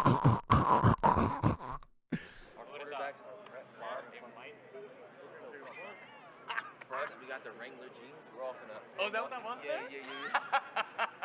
Before we don't walk out, bro, on some crazy shit. That's a fire bit. I'm not gonna. That's a fire bit. I'm excited. Good luck out there.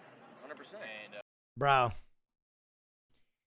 The next time they do one of these flag football things, if 100 Thieves isn't included, I'm going to fucking riot, bro. I am going to riot. We're ready. 100 Thieves would fucking dominate. We would absolutely dominate. And I'm going to tell you why. 2 words. 2 words. This is the reason we would win in a fucking landslide. 2 words. 2 hype.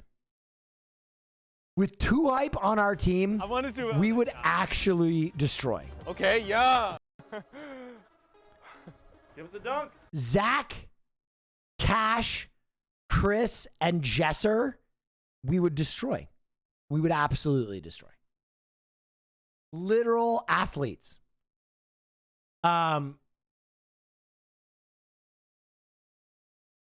Beep, beep, beep, beep, beep. Here is about the breed of pigs they are. The Kuni Kuni. This video is all about All right, let's take a look. Kuni Kunis. You all want to get some Kuni Kunis? Well, I mean, we can probably give you a little bit of advice because we've had them for how long? A year? A year? Kuni Kunis for a year, so we'll give you a little bit of advice. How long have we had them, bud? Right, you hold that.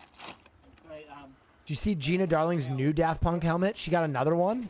I saw her one that she's had for like the last year. coming up in the orchard anymore. Someone bought her a military grade flamethrower too. Possible to us, but they are quite noisy. So cold. Where are the pigs? Oh, there the pigs.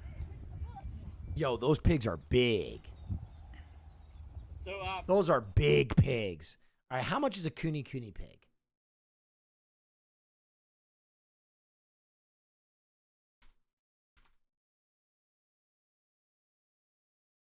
How much is a Kuni Kuni pig?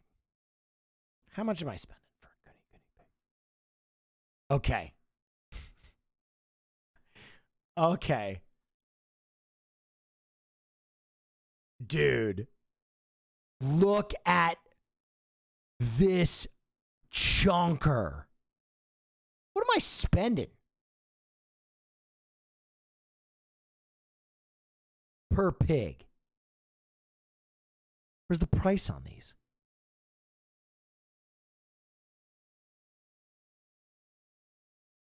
I mean, these are some thick boys.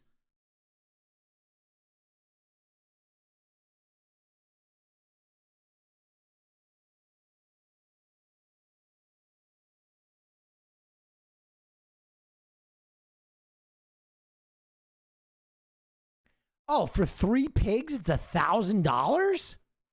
What? Oh, dude. Come on. I'm gonna have pigs all over this joint. Oh! This pig looks fast. Buy a pig, Will. Listen, when I get a house that would be better suited for pig life, I'll get a pig. Pig is just great content and a good friend.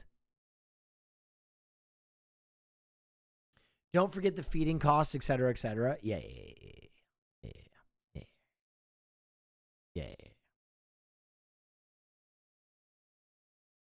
Remember to buy pigs because you love them? Listen, dude. Both things can be true, okay? But yeah, I would like to get a pig for me. It'd be like Kuntz, right? Ludwig got that pig for content, but now he loves it.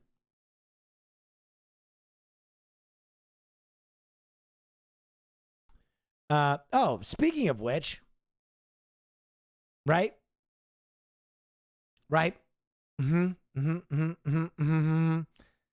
Literally being used for content as we speak.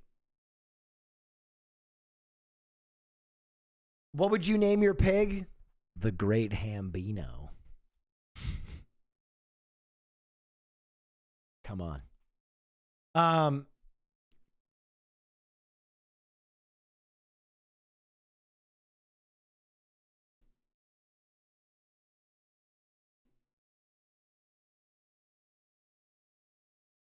Okay. What else did I want to do? Oh, let's take a look at our recommended content in our Discord. Yes. Yes. Okay. Pulling that up now. Boop.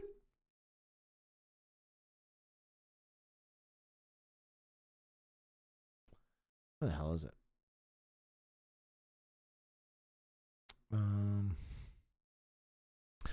My mind. What's the name of the channel again? React Suggest. Boom, got it. Nice.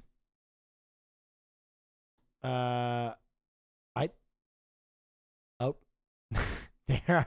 What the fuck has happened in here since last I left? What the fuck is Okay. The meta has been established. What the fuck? Cat hurdle challenge? Whoa. Q3 PS. We are on our way to 7K, ladies and gentlemen. Trombone champ. Here we come.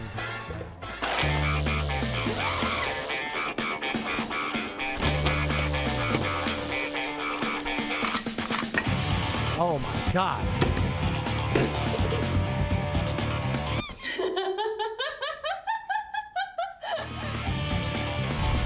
Whoa. Look at these athletes go.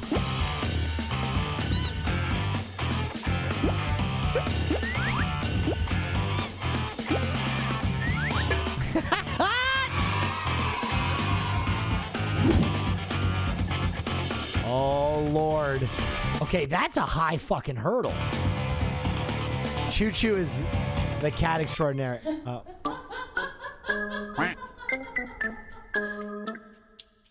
Oh, boy. Here we go.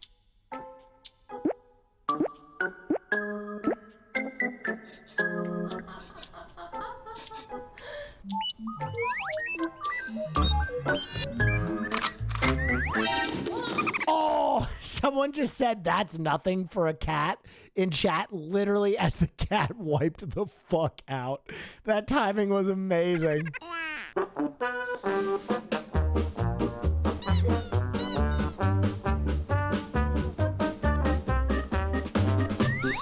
Oh, this cat looks athletic.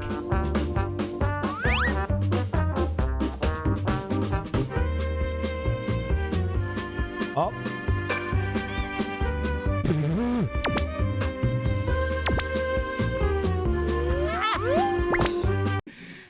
Dude, I like how they have like all the Korean comedy sound effects in this too. Oh, this is Lulu. Whoa! Whoa!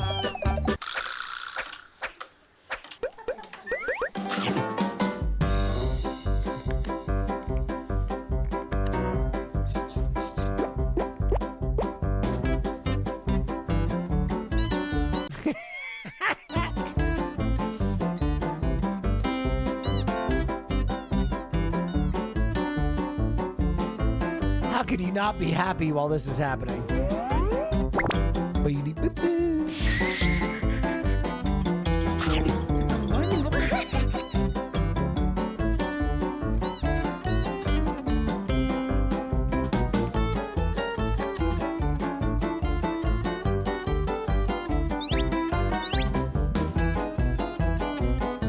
There are so many cats in this house.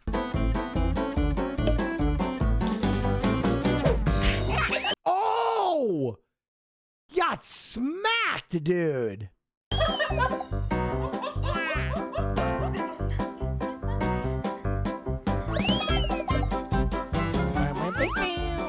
Momo!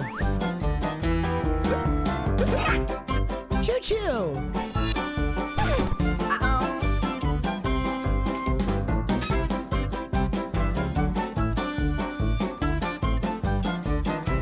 Well, that was certainly not as serious as the League of Pigs, but fine athletes nonetheless.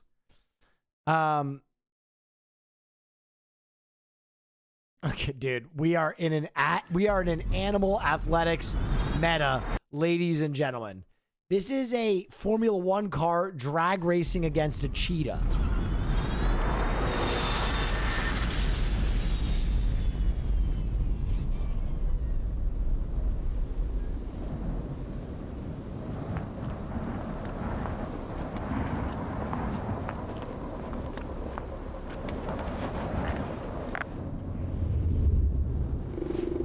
Okay, this is tight.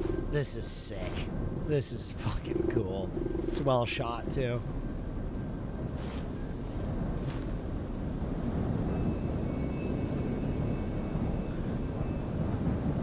Oh, it's an electric Formula car.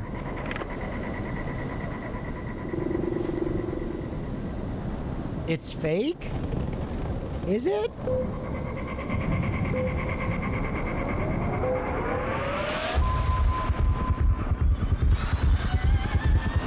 I mean, they did a great job faking this.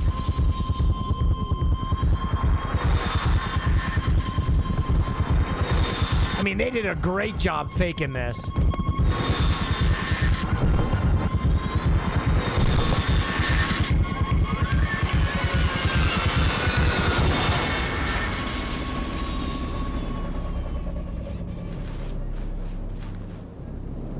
Well, that was sick.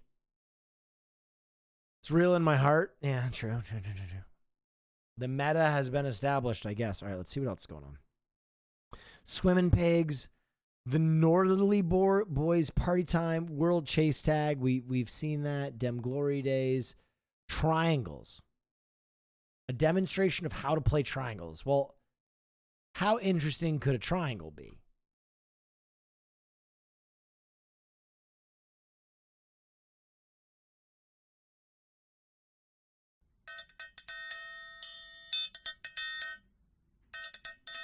Okay.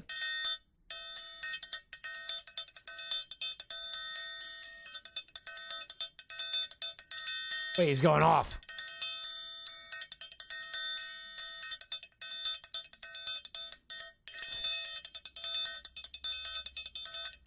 Wait, he's going crazy.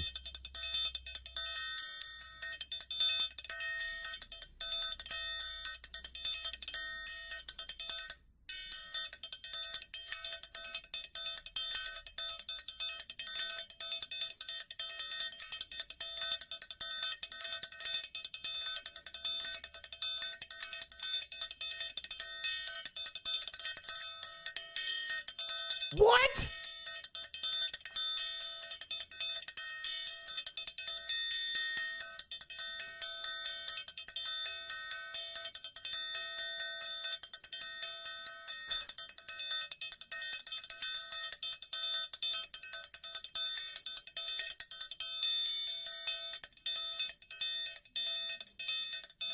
The breakdown.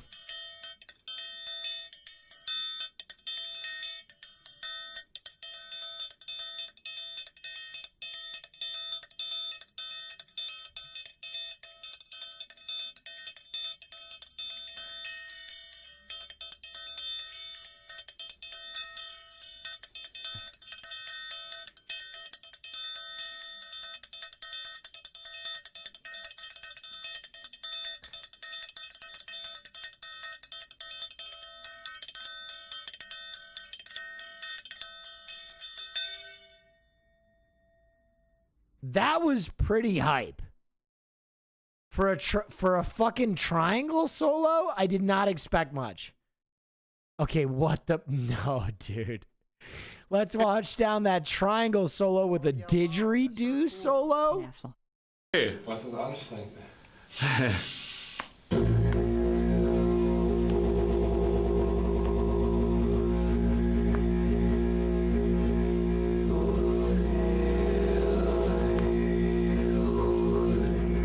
I gotta get Sierra Didge.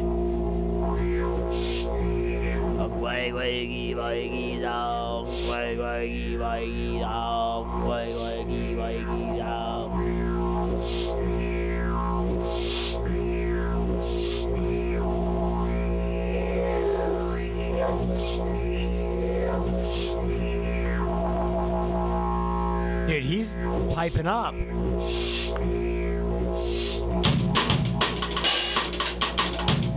Bro, if you told me this was an Aphex Twin song, I believe you 100%.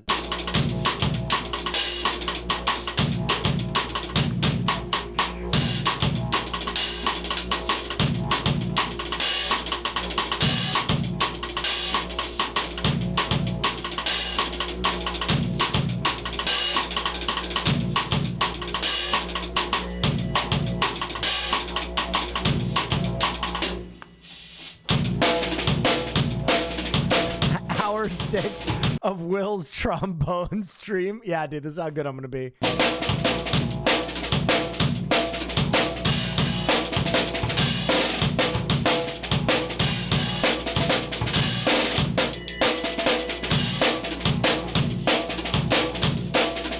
Boom.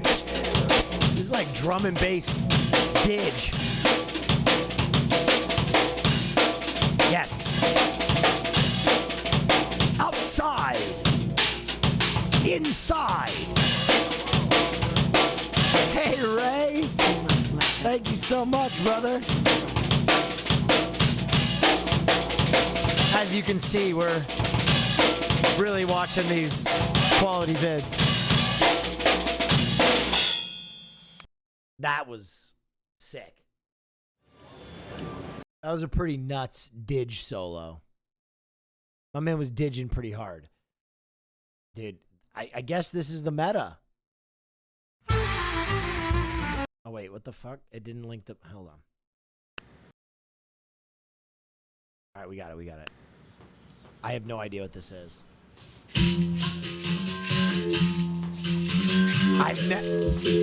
Okay, dude, I've never even seen this instrument before.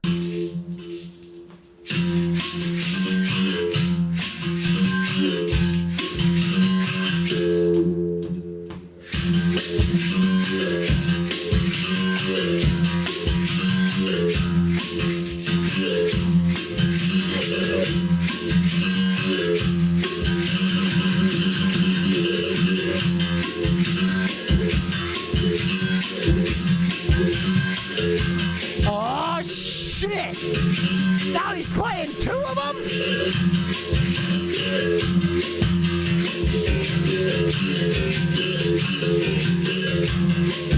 God damn!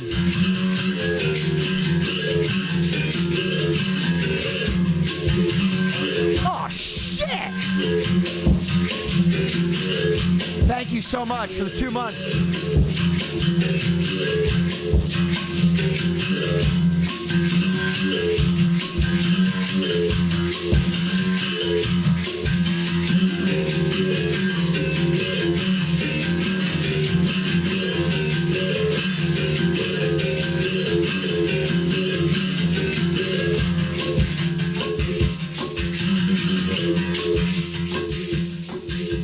Oh shit, the breakdown.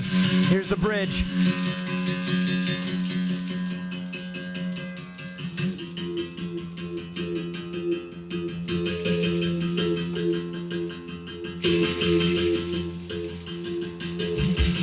Uh-oh. He's heating it up. He's heating it up. He's heating it up.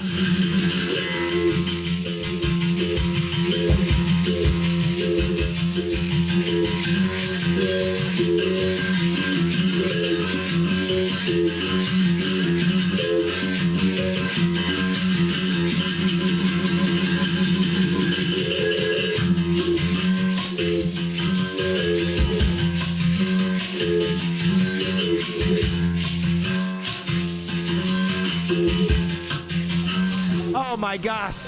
John Jacob 98. Thank you so much for the 10. That's a lot of juice. We're on our way, boys and girls. John Jacob leading the charge. We're on our way. Fuck. That wrecked. All right. People want me to link that in chat. I'm going to link that in chat.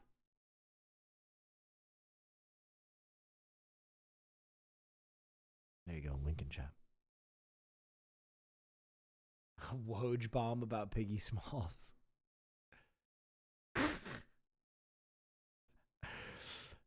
Dude, a Woj bomb. Cool. Nuking got gifted a tier 1 sub to Moss Guardian. I can't believe how fast these things leak in the industry. That was sick. Let's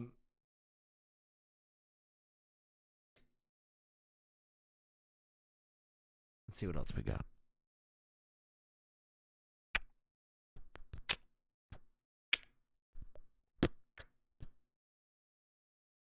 Slam Ball insane plays. I mean, Slam Ball was a gift. We didn't even know what we had when we had Slam Ball. It was basketball with trampolines. Thank you so much for that host. What is this? Daniels hustle with the shot. Yes. Sheridan with the shot. Slam Ball. Blocked up court by Will. All right, he's in the open field. Let's see what happens. Hustles the ball down. Dude, Slam Ball. How did this sport go out of favor? Somebody give me a replay.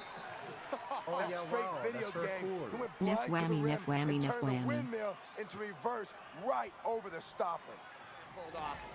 Okay. Who let this white boy out here?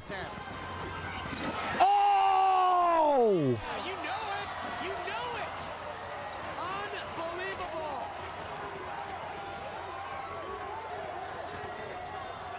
Dude, this shit was so dangerous. Mason Gordon. Now his turn to get scattered, smothered, and covered. The accolades from Slam Ball's best. There's Jeff Sheridan. He was out this year injured, but he great slammer from last year's competition. Great slammer. Yeah, wow, that's very cool. Cheers to the late night king. Bonus attempt. Mason Gordon gets it. I mean, this. Oh, he went between the legs. To steal his first attempt. Oh my God. Shakes always known. My brother shattered his knee doing this as a kid. Oh, feels bad, man. Takes a very artistic, innovative approach. Watch the style, the way he slows things down. So comfortable with the rotation and then unwinds it from way back, boomerang style. People got so injured doing this shit. I mean, people get so injured playing any sport. If I'm being quite frank. Bam! Suffering from back spasms. Willis challenges. Oh, the block. Is this Space Jam? Oh, he's in the open field. Oh, another block. Play by Mays. And now Willis with it. His team leads by 2 with 35 seconds to play in this game. 6 seconds on the shot clock. They're not going to get it off. For 3. Oh, my God. Imagine they let a guy like Willis go, too. Oh, get out of here, child's play. Oh, my God in heaven. My man said, Derrick Henry, get off me, knocked his little scrum cap off, hits the trampoline, full extension, Michael Jordan and Space Jam, kabang! The big savage, George Bird. Well, let's see what Fletcher can do. Works his way in. Oh. Likes to bounce it off the tramp. Passes. Wow. Shake and bake, We baby. saw it in the early season a couple of times, but pulled off hard on his back. Here he goes down the court. Huge bounce. Oh my God, watch out below. Can we say highlight reel once again? Excited. And if there's one thing Jackson can do, it is electrify a crowd with his just gravity-defying slams. Oh my God, you better watch your grill. Garrett knocked the numbers right off the bat with Redley's jersey. He better go get a hug. Garrett forces a shot. Bumped by Ballou, got thrown off his mark. Oh, there's the pick in the open field. Bang! It's down. Is it good? Well, let's listen and find out if he beat the buzzer. Yeah, he did. Pat, he got it off. Unbelievable. It counts. From the far end trap.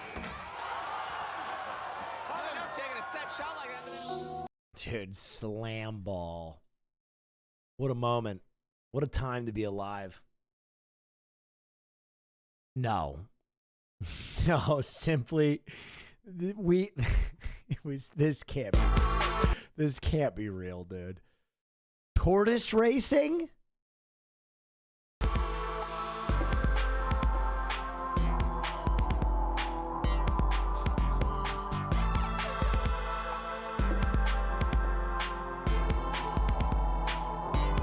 Oh, they're tempting them with watermelon.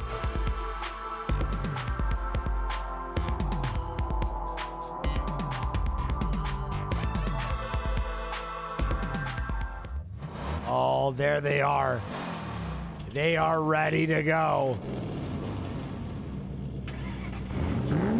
Here they go. All right, we're going to go back down the line in reverse, I suppose. An interesting decision there.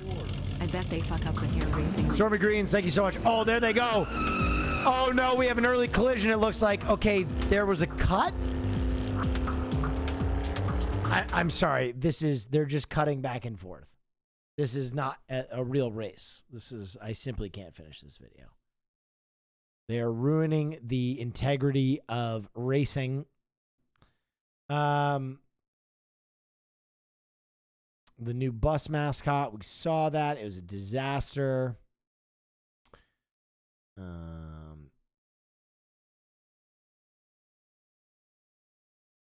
Does cyanide actually smell like almonds? What?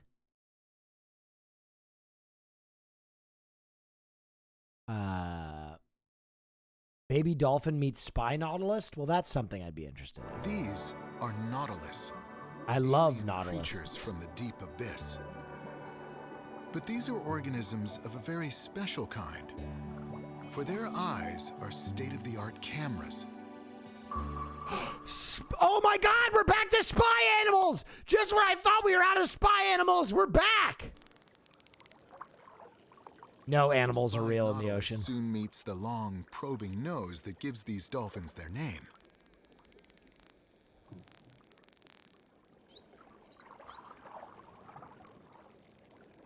Bottlenose dolphins have excellent eyesight, but they also have another way to see. Echolocation. They can beam sound waves from their forehead and use the returning echoes to create a picture in sound.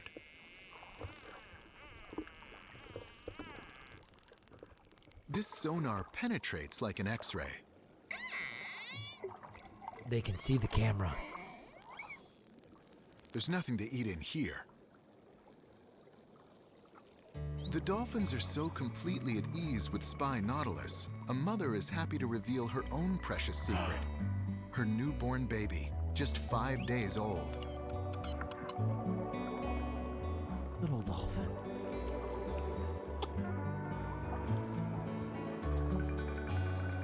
He still bears wrinkles from his time curled up in the womb. Way to go, spy nautilus. His mother can stay down for 15 minutes, but he must breathe every 2. So, for his first few weeks of life, she makes sure he stays about 10 feet from the surface.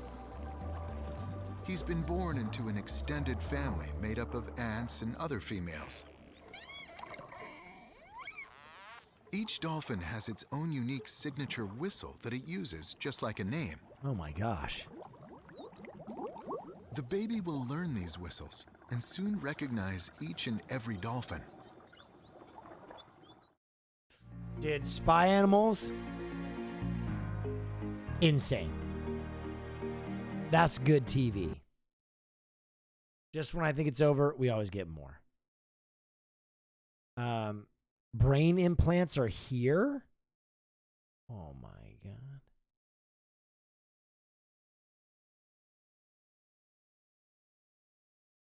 Is this Charming Joe? I love Charming Joe.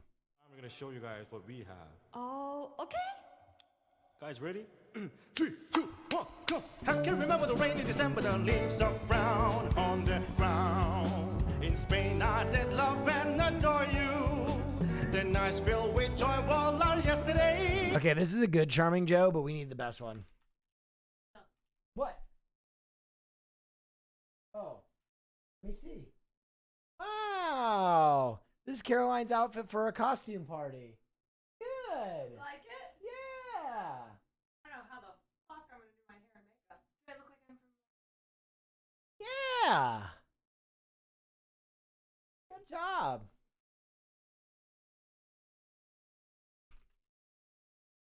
Cool outfit. Oh. This is the best Charming Joe right here. Here we are. Wait, when does he sing? 그런 시도를 Yes. He kills this song. 노래를 kind of threatened. 부르자마자 안녕하세요. 약간 그런 느낌이었어요. 그래서 이제 시청자가 딱 7명 있었는데 이렇게 이름을 불러줘도 대답을 아무도 채팅을 안 치는 거예요. 그래가지고 이제 너네 자꾸 대답 안 하면 나 노래한다? 협박을 했는데 노래를 딱 kind of threatened. 부르자마자 갑자기 추천 채널, 트위치 추천 채널에 딱 떠가지고 그래서 이제 시청자가 이제 몇 배로 올라갔죠. 이게 so technically Twitch made you sing. 트위치가 노래하게 만든 거네. 그쵸, 맞죠, 정확했어요. Any song request for me? 우주계. Yes. Rainbow He-Man, let's go.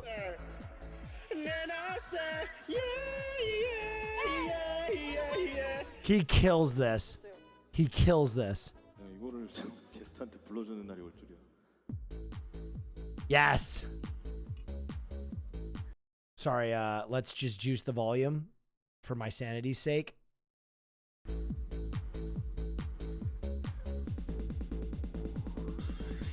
So I cry sometimes when I'm lying in bed just to get it all out what's in my head, and I'm feeling a little peculiar.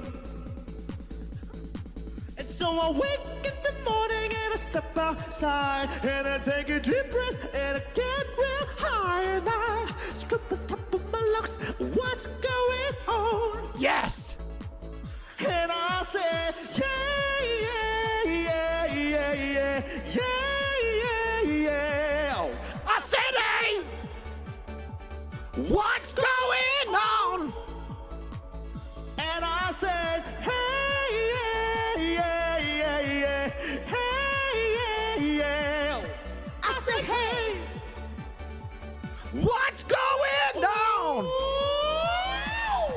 And he tries. Oh my God, do I try? I try all the time. It's institution. And he prays. He prays. Oh my God, do I pray? I pray for sick of day. Yeah. For revolution. Oh, and I said, yeah, yeah, yeah, yeah, hey, yeah, yeah. I said, hey, what's going on? And I said, don't cry out loud. Yes. Just keep it inside. And learn to hide your feelings. Hey, yeah, yeah, yeah, yeah. I said, hey, what's going on? Killed it. Absolutely smoked it. All right. Any other song do you wanted to sing with me? 베스트 파트 뭐 이런 거밖에 생각이 안 나더라고요. Go for it. You don't know, babe, when you hold me, kiss me slowly, it is what I've done. Whoa, wait a minute. Oh yeah, wow, that's for a cooler. Thank you. Who'd you know that you are? You're the coffee that I need in the morning. You're my sunshine in the roundness of falling. Won't you give us up to me and give it all? Oh, I just wanna see how beautiful you are. You know that I see. I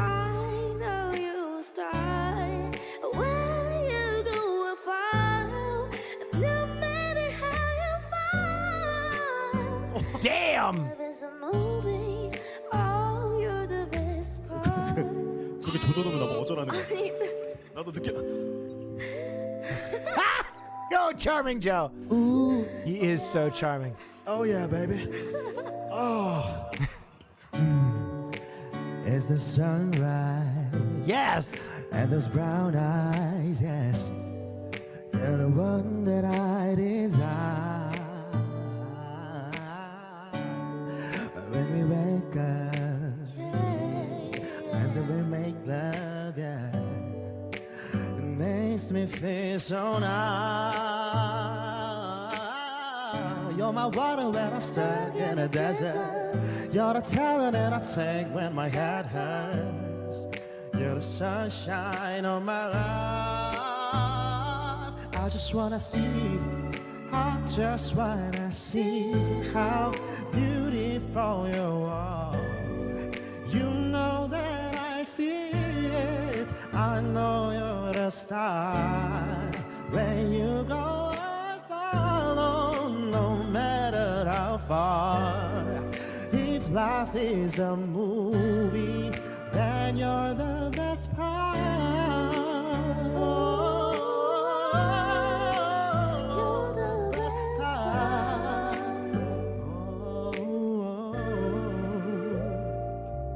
He says so.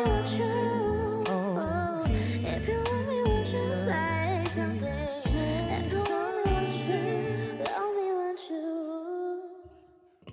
Dang! 넣어놓고 이렇게 해주는데 뒤에서 어떻게 해요? 아니 본인이 앞에서 다 조져놨잖아요. 아주 그냥 한번 해보고 싶죠? 이렇게 던져. 어디 한번 해봐라. 폭탄 걸리게 해서 받으셔서 폭탄 더 키우셨잖아요.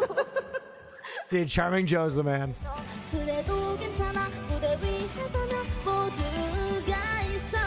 강이나 좋아하게 돼서 좀 더 나를 바라봐줘. 좀 더 고답으로는 사랑을 가득 담은 입맞춤으로 사로잡아. Sick video. Love that. I love that. That was crazy.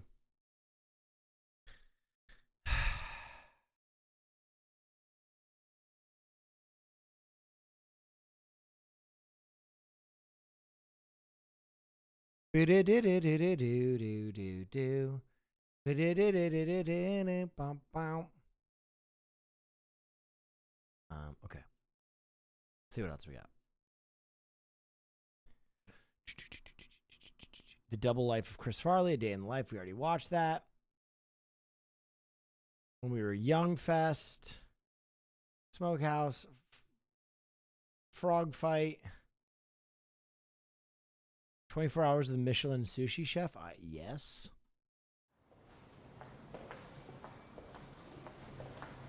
Oh, is this Alvin again?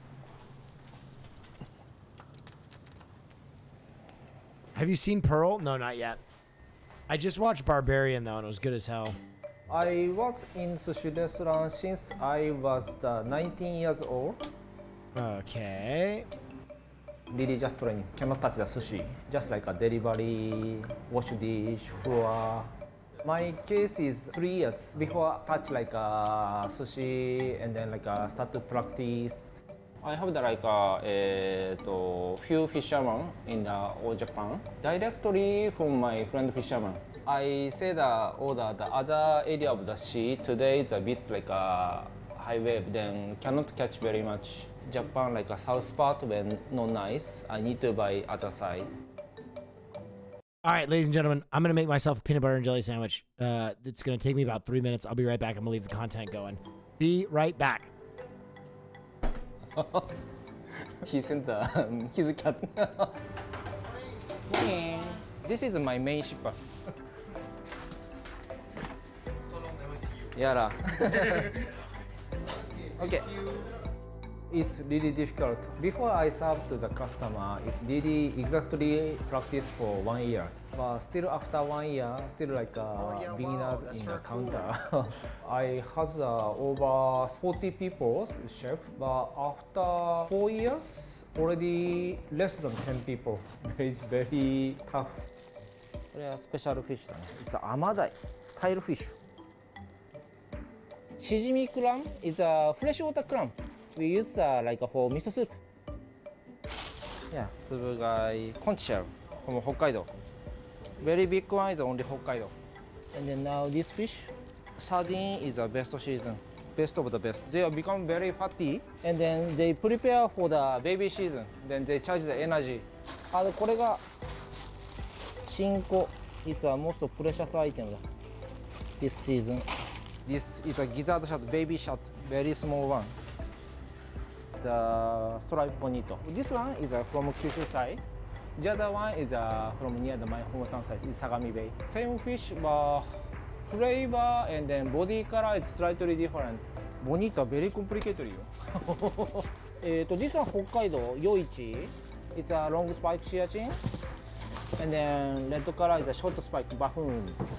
Uni is the super precious item, so we care special. For the morning, we make stock soup.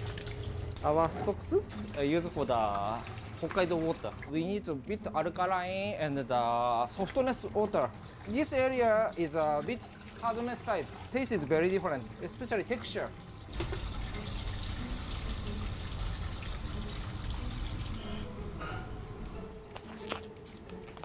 Last time I was watching the Iron Chef. It's a very popular TV show in my age, and then looks is very cool.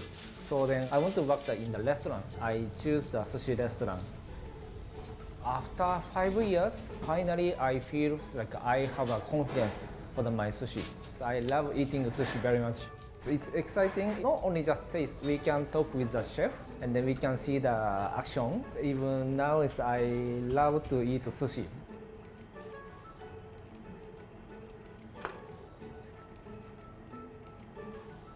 This striped bonito, now season is almost done. Yeah, this one's my favorite. I eat like a GH. Now I can taste the really best of the best fish. Oishii, very good. This is my everyday happy point. This one is just now update from my friend fisherman. It's a super rare Japanese scampi. Only one place near the Shizuoka prefecture is available, and then especially this size is expensive than the lobster. Yes, it's really premium. Ibaragani. This one also rare crab. Usually this crab in the market is not so high value, but when my friend fisherman taking care especially, then value is going up because he knows how to like a shinkeji, nerve kill, body condition is totally different. Yeah, so cute. Very cute, right? Somebody already buy this fish. Too late, I was too late. Just a 5 minutes delay, then my Japanese friend chef already get.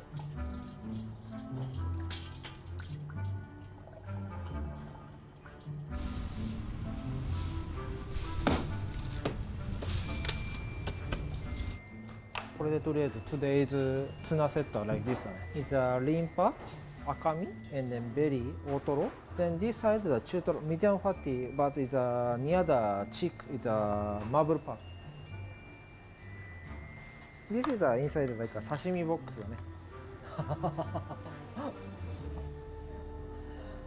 Even the rice wash, we use the water Hokkaido.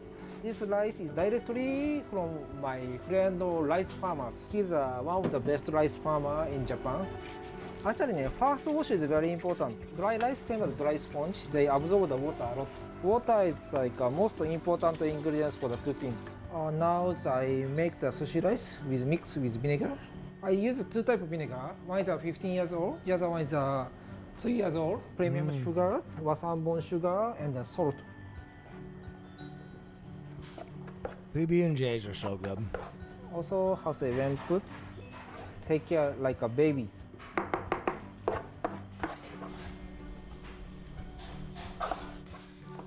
I come Singapore because for the set up the other sushi restaurant 9 years ago. Then I thought after set up, then I go back to Japan. Then I open my restaurant in Japan. But when I come Singapore, I'm very, very happy to work here. I toasted it. I met my wife in Singapore. Toasted and raspberry jelly. So timing is coming. I can find the correct locations. My relationship with the customer and the supplier also it's very well. Everything is coincidentally is much. Then I decide, oh, this is the timing and in Singapore.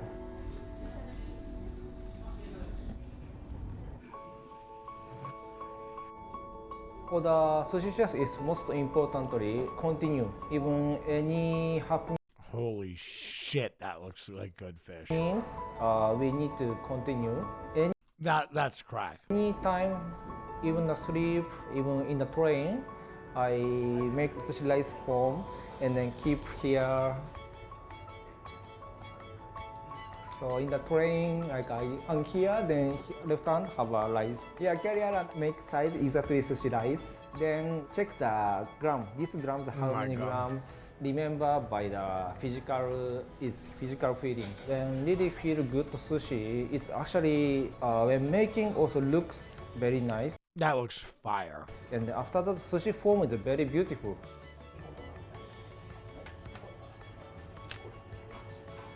When I serve the nice sushi to the customer automatically make smile. It's very happy thing. Happiest. It's a one day happening. Exactly, Iron Chef coming to eat in Sushi Kimura. Will there be more Hey Donna in the future? Absolutely. I mean, frankly, we just took a break for two reasons. A, it felt weird to try and put together those shows while Twitch was burning. And also, we had originally intended to take a break anyway to ramp up for TwitchCon. So it was like, okay, we're ramping up to do shows at TwitchCon and the platform is on fire. Let's just take this break. So we're ramping up for the live show. The live show is going to be incredible. Reason why I start chefs working, they can feel it's okay, tasty. I'm really happy. Almost cry.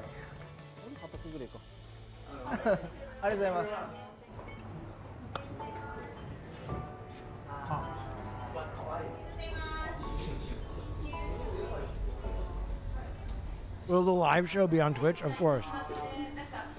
But if you're at TwitchCon, I think it's probably going to be the best thing at TwitchCon too. I mean, I don't mean to toot my own horn.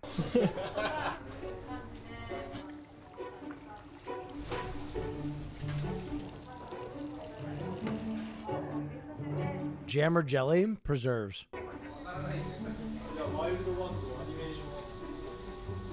This is like a still temporary order. Then on the after dinner service, we will confirm the exactly. Define Twitch burning.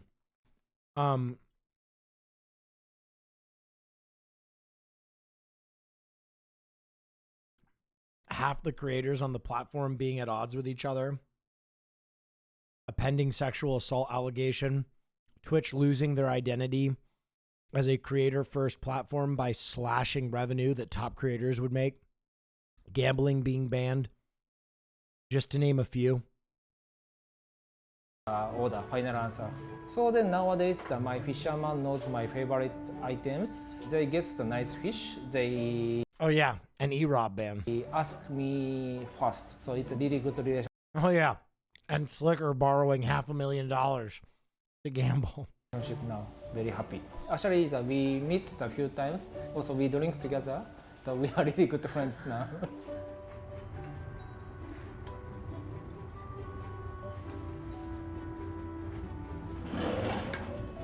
Wow, nice. This the grouper, the Sujiara groupers, the cheek. Best part of the fish actually. Best part I want to eat, so. The TwitchCon preview, was this when I was really in a weird... The fucking nuclear fallout falls from the heaven, for somehow it's fertilized new types of plants. A new Garden of Eden. We're all naked and nubile. Oh my gosh. And then, from those ashes, we'll build a new society. One where I reign with an iron fist, and dissenters are thrown in the grinder. 100 years of peace, until Mixer comes back. Nation, Microsoft has been in a rival bunker. We go to nuclear war again. No one is spared. Everyone dies. Sadness abound.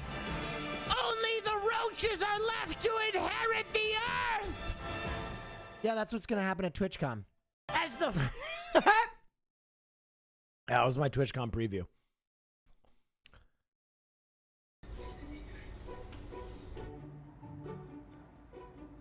Tomorrow I buy the mackerel and yellowtail, amberjack, swordfish, tachiuo, and parrotfish, flathead fish, stingray.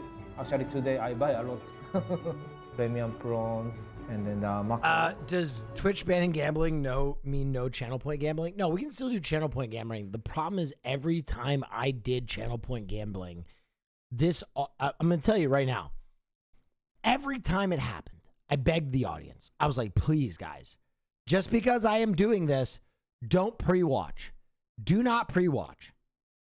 And every time we would do it, as the gambas went on, you would see the odds tipping in favor of the winner every time, more and more and more, until like 60% of the time the winners would win. And you were like, oh my God, okay, so this is taking all of the drama out of the shows for me, because as soon as I run the gamba, I know what's going to happen based on where the channel points are, because everyone would pre-watch. Not to mention, like, 1/10 of my audience was pre-watching the shows and ruining it for themselves. So I was like, all right, well, if we can't do this, it's whatever. I still will do gambas, just not on stuff you can pre-watch. I didn't buy this one. I opened 2016 December. This coming December, exactly 3 years. I'm really used to be just sushi chef. Last time I totally don't know about the company's owners, company directors. So I need to learn more legal and then accountant, this side. It's new for me. Especially the English, for the business side English and then oral English is very different. I need to Google and translate. Around end of June, we have a God. letter. Then we know that we had a Michelin. Award ceremony, I'm still in the dream. I couldn't believe. Hi, chat. Hi, Crab Rave Dad. August, I feel very honored, but the other side is still doubtful myself. I see the many famous chefs still thinking why I had the star.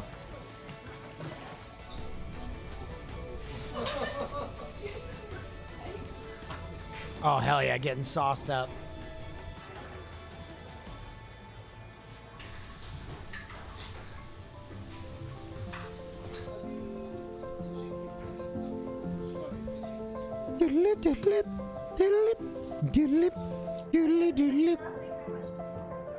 Hey, thank you. Thank you very much. See you soon. Bye-bye. Thank you.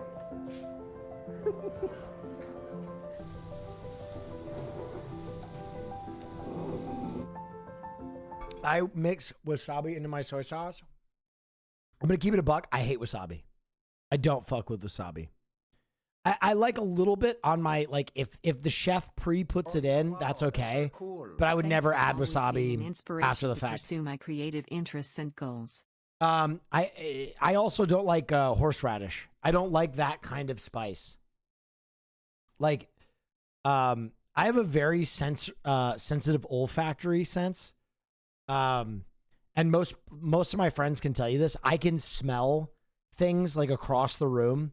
And I can usually pick out if you're wearing a specific fragrance, I can tell you what you're wearing and stuff like that. My dad and I have really good olfactory, and I think for people with really good olfactory, it's just it's punishing. I hate it. I hate the way it makes my nose feel.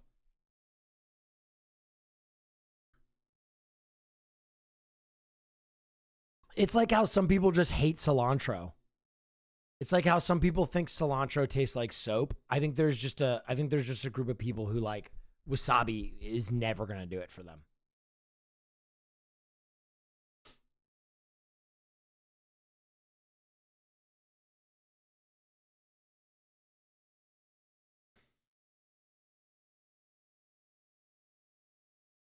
The cilantro thing is an allergy, I think. No. Some people just think cilantro tastes like soap, my guy.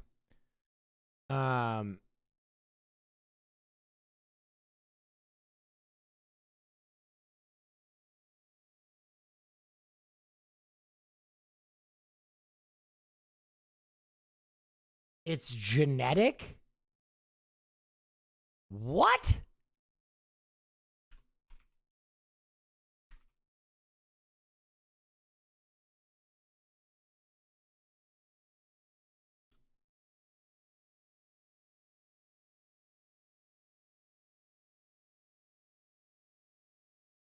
Huh. Oh, dude, I told you it's an olfactory thing. Yeah, it's an olfactory thing. It's a smell thing. I think it's the same thing for wasabi then.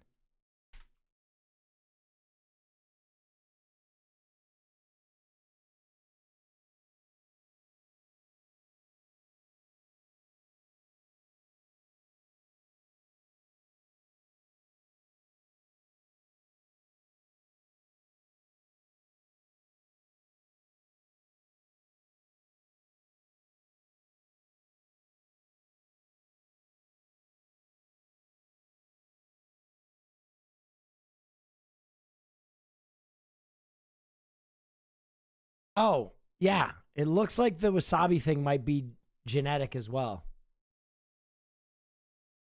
Huh. Interesting.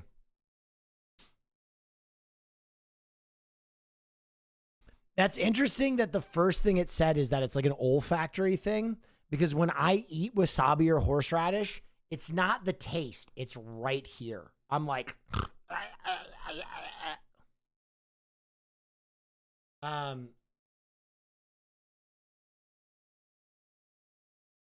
Wasabi at most sushi restaurants is not what you think it is. Yeah, I know. Still don't like it.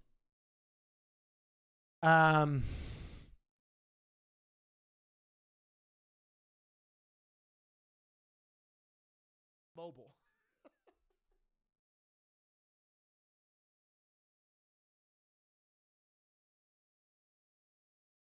Yeah. Okay. Moving on. T-Rex race? Sounds dumb. Oh yeah, wow, that's very cool. Hey, it will Neff, what's the really beautiful YouTube cooking channel called? Alvin Zoo. Proving real-life Spider-Man swinging is possible? Let's see.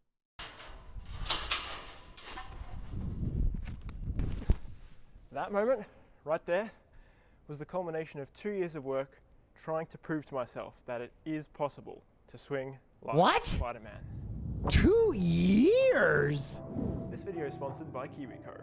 G'day, I'm Jay. We made a great video, but the 6 weeks I had there weren't enough to get the result I was dreaming of. So then last year, when I was preparing for my university thesis project in electromechanical engineering, I proposed the topic, investigating the possibility of Spider-Man swinging as a novel form of locomotion. It's just academic speak for, I want to be Spider-Man. And somehow they said yes, just don't do all those parts that aren't safe. Oh my god! He ate a bag of shit. Parts that aren't safe.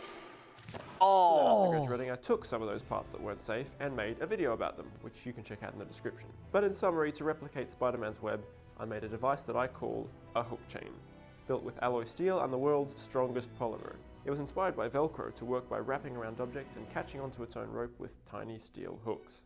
Now, I know it doesn't look like Spider-Man's web in the movies, and yeah, ideally it should stick to objects instead of wrapping around them, but really, my number one you asshole. Swing like Spider-Man, and no other method I've tried in the last 2 years has worked as well as this one has.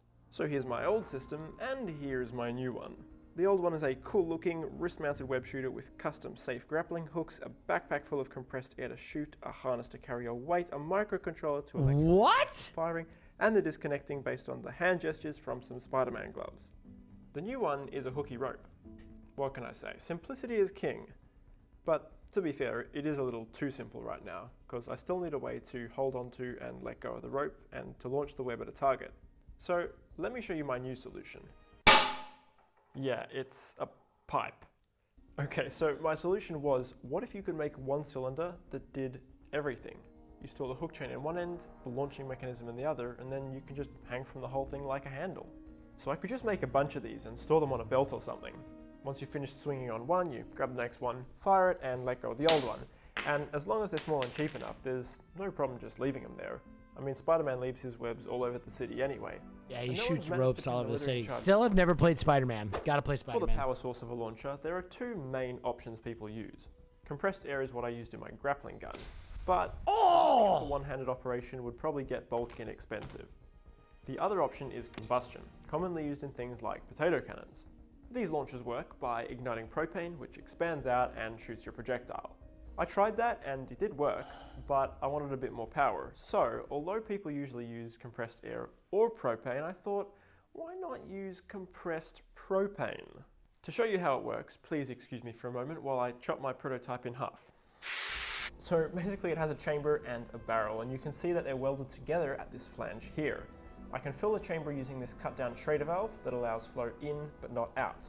And the gas is kept in the chamber by an airtight seal against this... Alright, let's get into it. Because I really want... So... Enough talky! Let's see swingy. Let's levers... Oh my god, I'm glad I skipped over that. That was a shit ton of talking. So, I built this fuel rig. To fill one of the launchers, I rest it here, turn two levers, screw on the valve, turn the other levers, unscrew, and we're good to go. So... let's go find a suitable testing location. Cool flips. Welcome to Rush Trampoline Park. Now, in the movies, they even admit that Spider-Man's webs are not 100% reliable. And unlike in the movies, this would kill me. But here, there's a giant foam pit which they're kindly allowing me to use. So, when I inevitably fall, I'll have a nice soft landing. Okay, so I'm up here on this platform that they use for tricking practice, and there are three... You got it, Spider-Man! ...safely above the foam pit that I'm going to try swinging from. Now, in the movies, when Peter's first trying out swinging, he just goes for it. Tally-ho. And it works fairly successfully for him, so let's give that a go.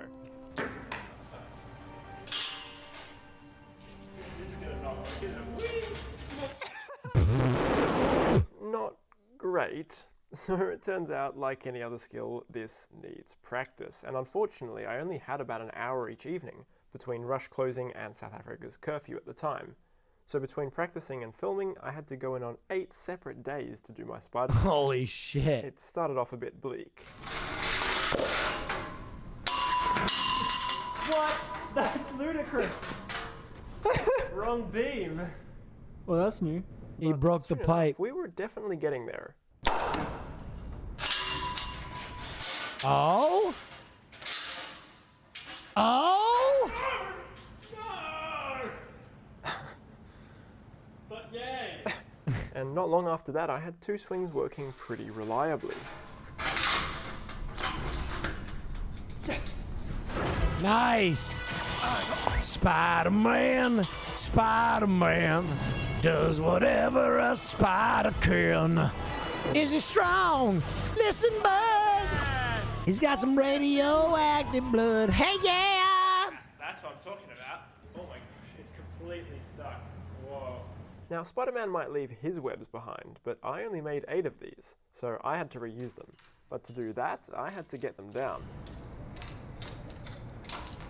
Speaking of unexpected issues, I was so intent on making web shooters that could fire halfway up a skyscraper that even on the minimum setting, the power turned out to be too great for the swings I was doing. So I actually needed to rework them for atmospheric pressure fuel instead. Whoa. It'd be tragic to have all that power and not even show you. This is the maximum power this launcher can put out without going to metal twist locks.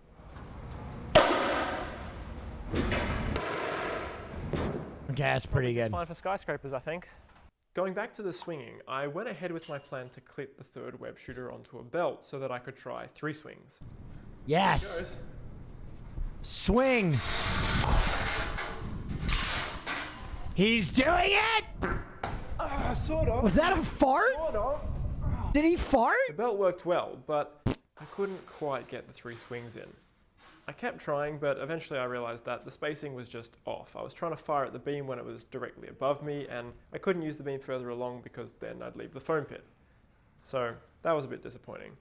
But at least the 2.5 swings I could do shows that if you've got the right geometry and you take enough attempts, you could probably just keep swinging as long as you've got new web shooters on your belt. And I think I'd quite like to explore that more in a future video. Massive thanks to Damon, Richard, Aniz, Ashik, and Zahir for helping out at Rush. That's it? Jeremy for filming, and to... What the hell? I feel blue-balled.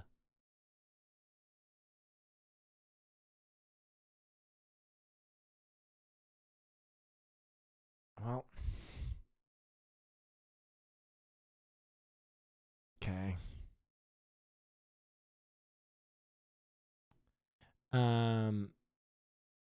All right, let me see what this is.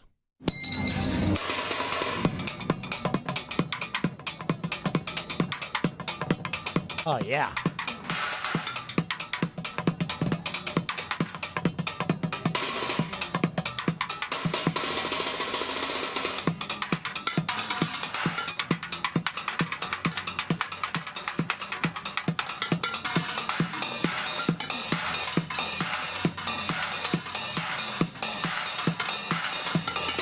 Drum and bass.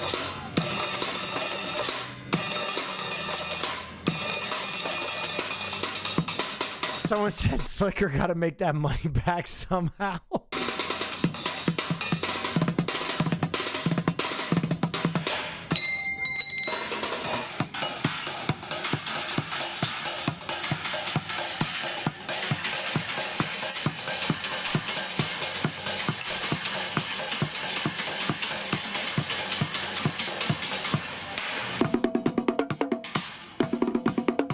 Dang!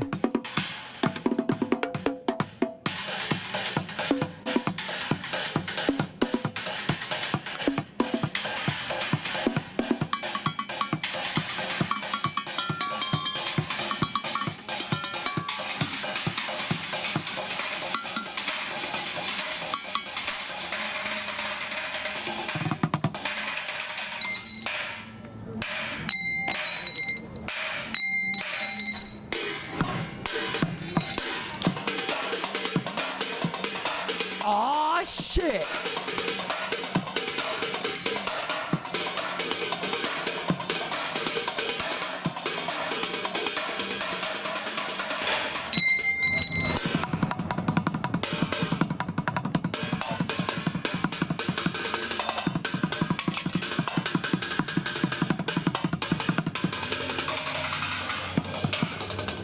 Oh, shit! He's going into drum and bass mode.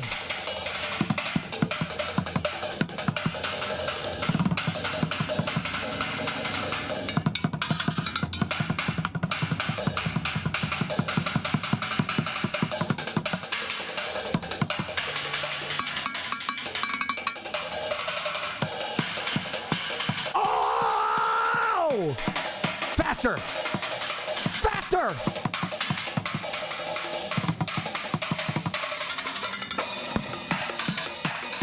Okay, he's ascending.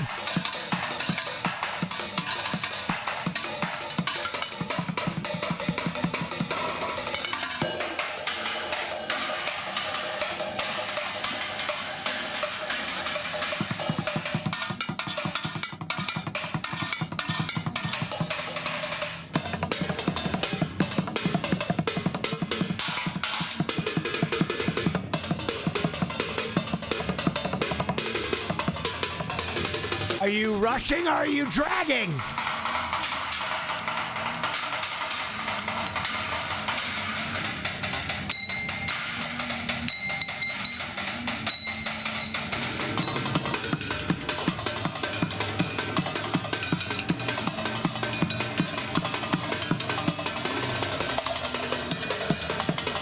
Hyper Omega Pogger's crazy!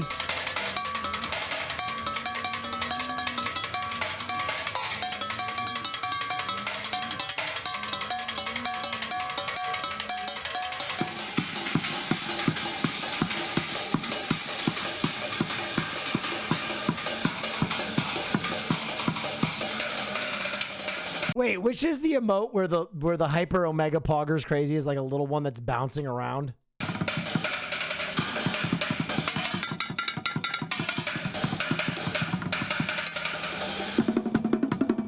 Yes! PP overheat. Hyper omega pogger's crazy. PP overheat.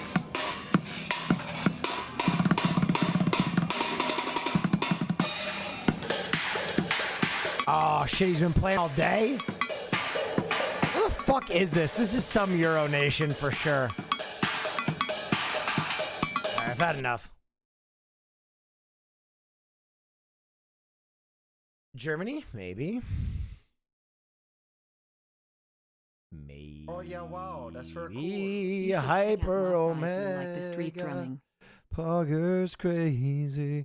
Techno throat singing? Yo, you fucking already know I'm here for this. Dude,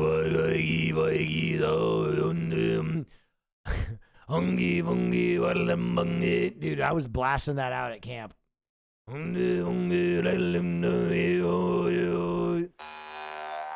Hell yeah.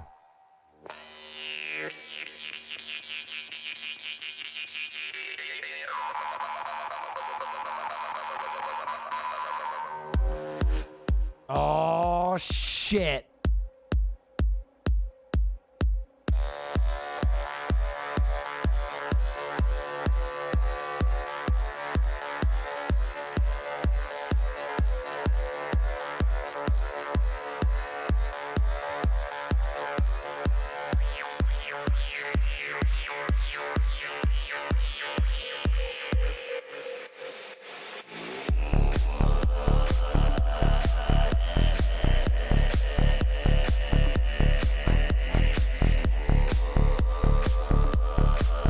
The vibes are right, ladies and gentlemen.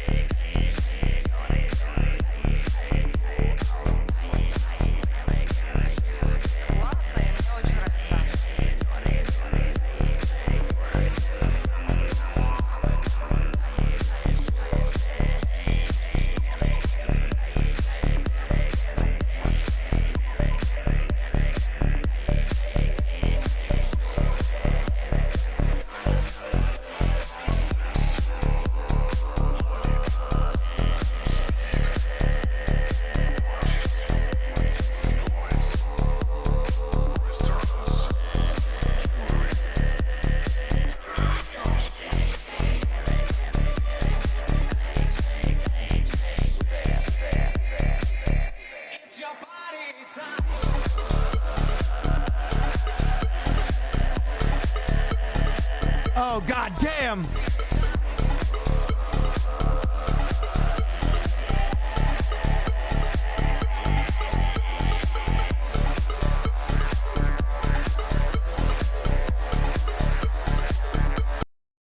That fucking ripped, dude. You know what that reminds me of?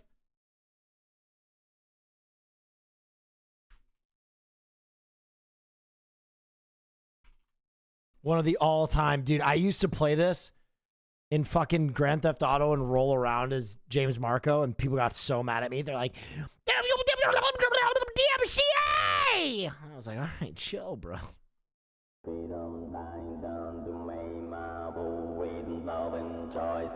make my boo with wait and Oh, yeah. Yes? Will, have you ever seen a band called White Collar Sideshow? The main guy plays drums on a bunch of old-timey hand saws. Right up your alley. Huh. Nope. Never heard of them. Gotta look them up.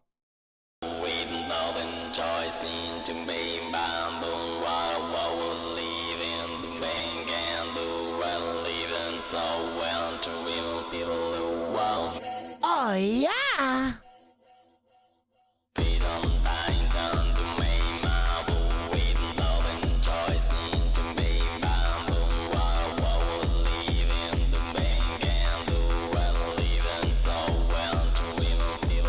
Dude, I remember just rolling around GTA blasting this.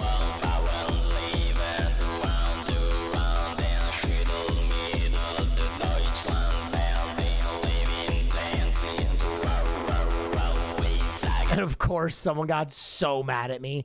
Bro, are you serious? DMCA, dude. I got a fucking formal write-up.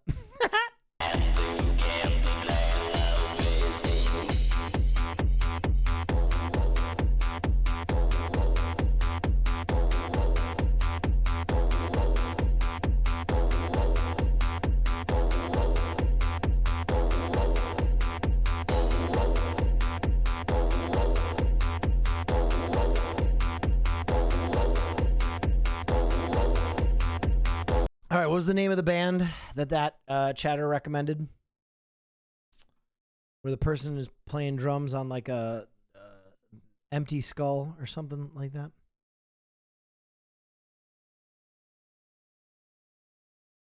White collar something. Anybody remember? Come on. Someone remember. White collar sideshow. All right. What have I become?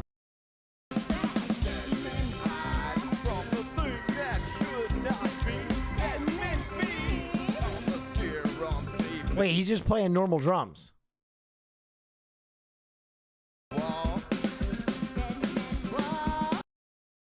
Does he play weird drums later on?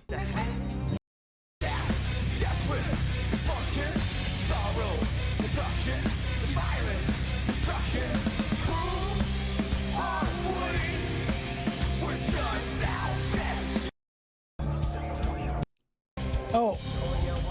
Wait.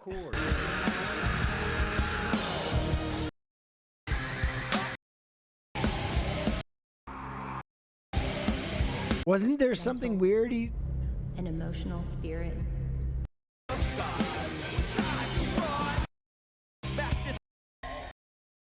Wasn't there supposed to be something unusual about the drumming? Oh, is one of the drums a buzzsaw? Oh, I think one of the drums is a buzzsaw. That's kind of cool.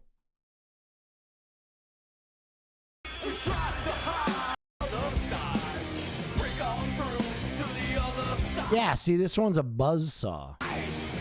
That's pretty cool. That's pretty hard.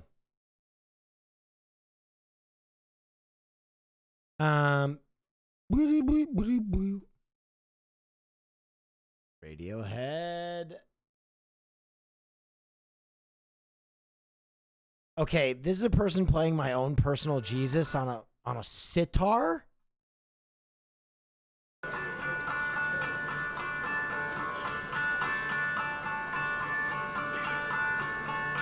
Your own personal Jesus. I fuck with this song so heavy. Someone hear your prayers. Someone who's there. It's a dulcimer, not a sitar. Bro, come on, man. What the fuck is a dulcimer? Don't fucking act like I'm some asshole. I've never even heard that word before. A dulcimer? It sounds like a sitar, man. What the fuck? Your own personal Jesus. Dulcimer? I've never even heard of a dulcimer. Good on you, chatter, for knowing what that is. I've never even heard of that. Am I crazy? Am I the only one who's never heard of a dulcimer? Someone hear your prayers. Someone who cares.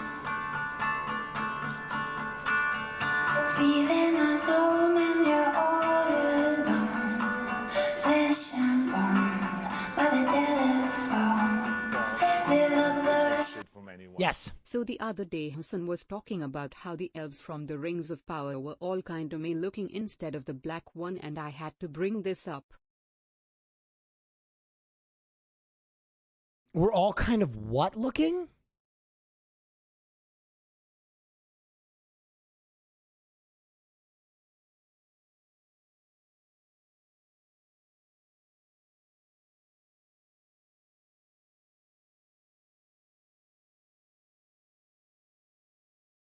He said they looked weird. I think the hair.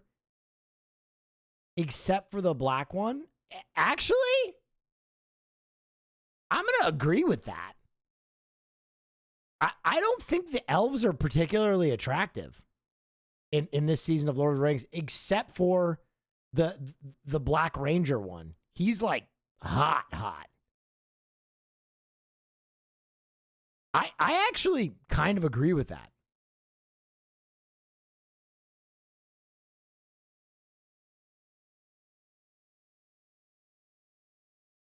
When that take first came across my desk, I was a little uneasy. I was trying to interpret what you meant. But I actually don't disagree with that statement. Gadriel's okay looking, you know.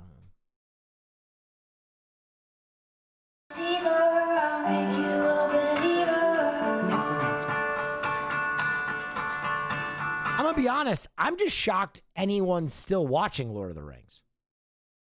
I thought it was over. I watched 2 episodes and I was like, oh, this sucks. Take second best, put me to the test. Things on your chest, you need to confess. I will deliver, you know I'm a forgiver. I didn't. Well, God bless you. God bless you, because Amazon basically paid $2 billion for like maybe a tenth of the audience they wanted. Maybe a tenth. Maybe. So if you're watching the show, basically you're watching a $2 billion show that only you are watching. So, I mean, basically someone made a $2 billion show for you. Enjoy it. Like, I don't know how else to put that forward, because it's done horribly.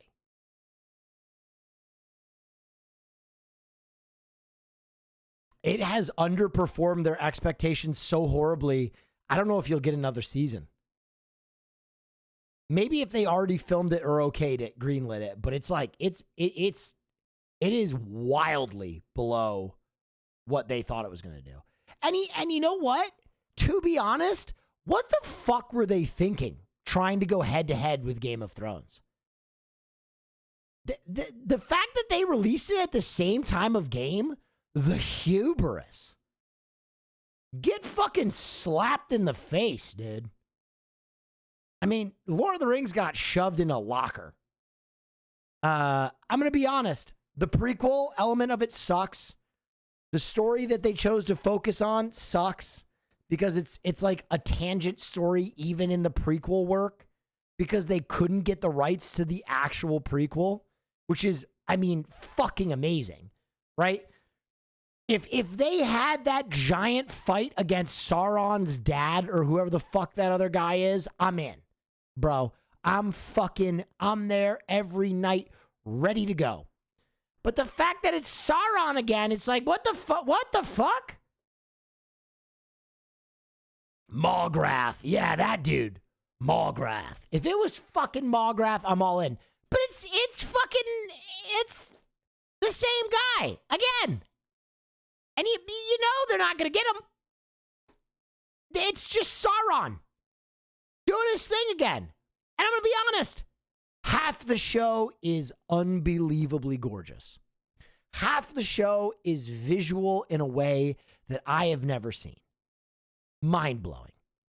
And half the show looks like dog shit. I don't know. I don't know why there is such inconsistency in the CGI, but there is such inconsistency in the CGI. Almost like there were 2 different teams making stuff. Some of the stuff is gorgeous. Some of it looks like Transformers. And I'm gonna be real. This is the last thing I'm gonna say. I think fantasy has moved on. I think Game of Thrones has taken fantasy to a place where it's like, oh, we like adult fantasy now. Because back in the day, when it was just Lord of the Rings and Star Wars, we would basically suck down any fantasy we could, because fantasy was only made for like children and young adults, and that was okay. We would suck that down, and every once in a while we got a Conan, but all the mainstream shit It was looks like for that children, book didn't come right? with it. And now with Game of Thrones, it's like, oh my God, I like the orgies and the tits and the violence in fantasy. That shit rules. How the fuck am I going to go back in the bottle and care about these bloodless orc fights? I want orc cock. Give me orc cock. It's time. I want an R-rated Lord of the Rings where I see full frontal orc dick. I want to see two dwarves fucking. And I want to see the guy dwarf just pulling on the girl dwarf's beard, dude. Give me Lord of the Rings uncensored. It's time. I can't go back to this no-stake prequel fuckery. There's just no stakes. I don't care.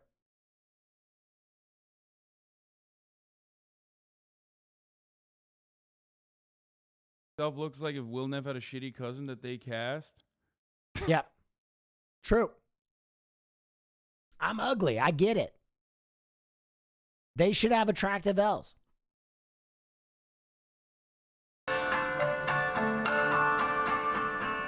Reach out and touch me.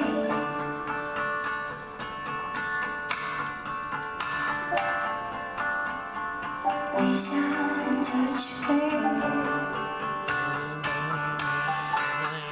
Your own personal Jesus.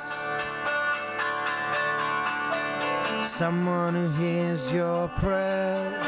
Someone who cares.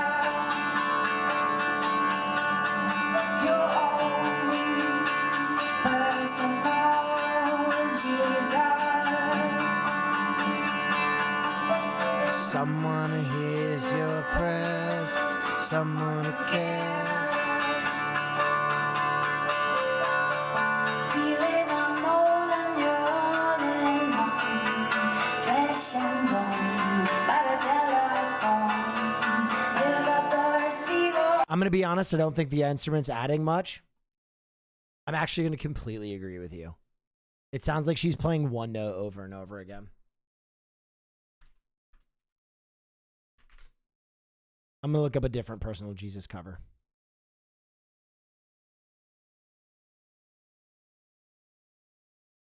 I'm randomly picking one. Randomly picking a Personal Jesus cover. I know nothing about this. I'm a stud. I'm ballsy. I don't take no shit from anyone. Yes. At Will Neff, it's not just orgies and tits. Game of Thrones gave us fantasy that was people against people. Rings of Power devolved back to evil, darkness of evil. That's bad cause it's evil. Also, Hussein was saying you're hotter than Gil-galad. Yo, big snaps on that. Good point.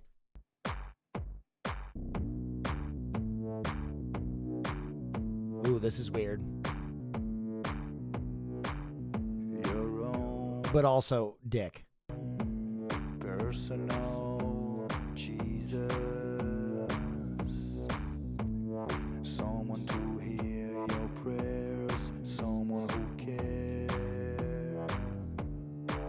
your own personal Jesus, someone to hear your prayers, someone who's there.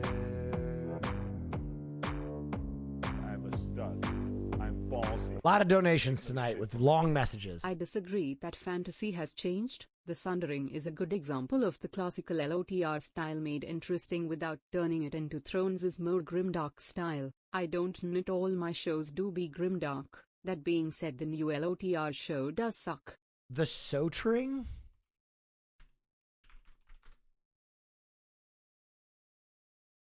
What is the Sotering? The Sundering. The Sundering.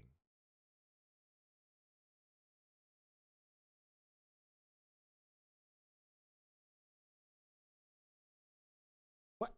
Where's the dude? If I can't find your show that you're talking about on Google, maybe it hasn't had the impact that you want. What? Where the fuck is this show?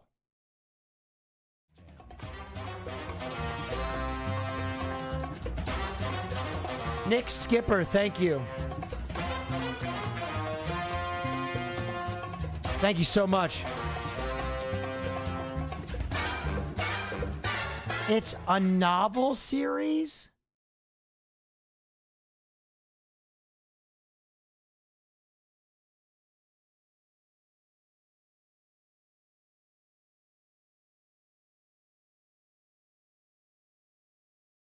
What? The fuck does that have to do with TV?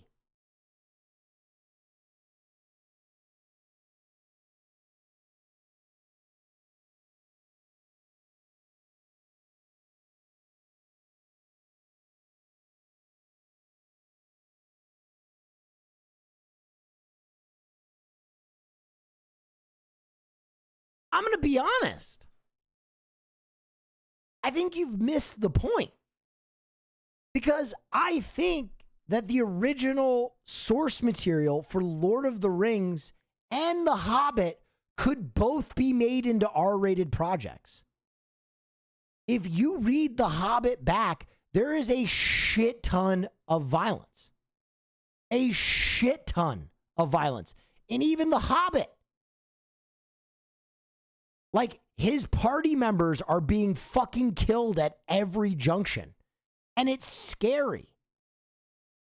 The fact that we decided to make it I think The Hobbit was PG, right?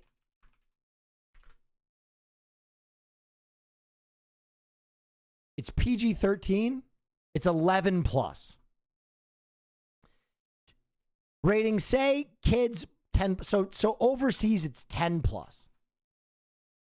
Which, I mean, for the source material, obviously, they have made that as palatable for very young people as possible. What I'm saying is don't change the source material. Just play it a little bit more serious. You know what I mean? You feel me? That's all I'm saying.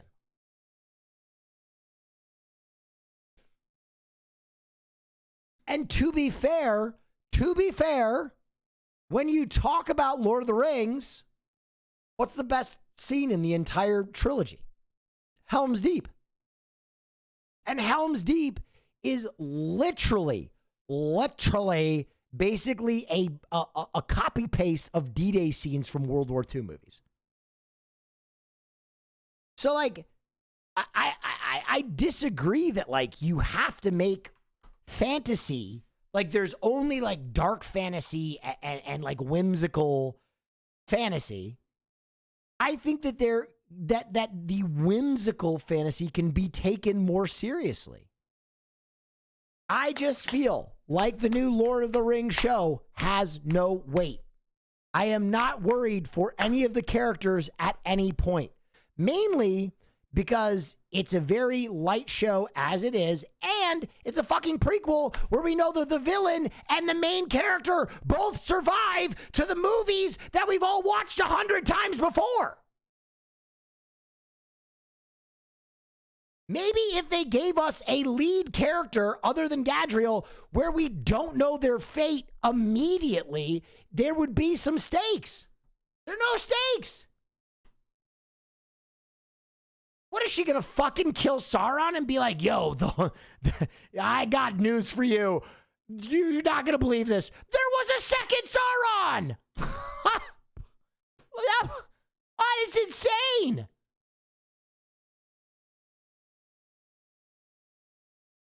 Margroth would have been awesome. Margroth would have been so cool because it's a giant war. It's a giant fucking war. Like an absolute, a totally new story we've never seen.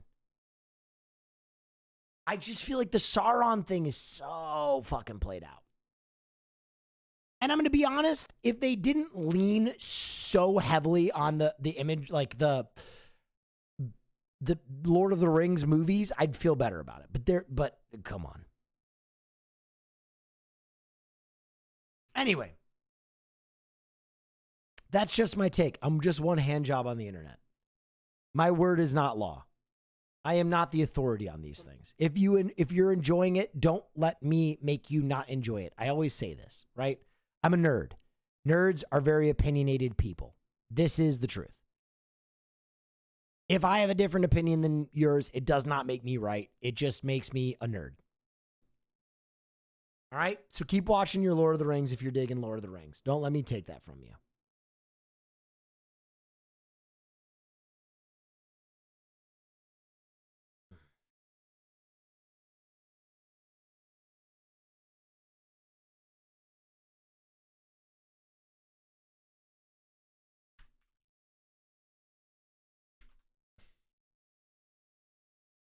Yes, dude. Yes, dude. All right. I think I am going to go play Valorant. Okay? However, my friend Gulliver is having his first ever stream tonight. First ever stream. He has one viewer right now. He's playing Wrath of the Lich King, and we're going to just absolutely annihilate him. All right? Because I helped him with his setup. He's a good friend of mine. And I gave you 3.5 hours on a fucking Monday. So you know what? And it was a good stream, goddammit. And I hope you had fun. Guys, we got one more day to get to the 7,000 goal, so I can, if we hit it tomorrow early in the stream, I will do the marathon trombone champ. Okay? Tomorrow I got vibe check. Thank you all for joining me. I hope you've had a wonderful time. I hope you've laughed. I hope you've enjoyed your stay. So I cry sometimes when I'm lying in bed, just to get it all out what's in my head. And go give my friend Gulliver your love. Juice him up. He's not going to expect it. And so I wake in the morning and I step outside and I take a big breath and I get real high and I scream at the top of my lungs, what's going on? And I said, yeah.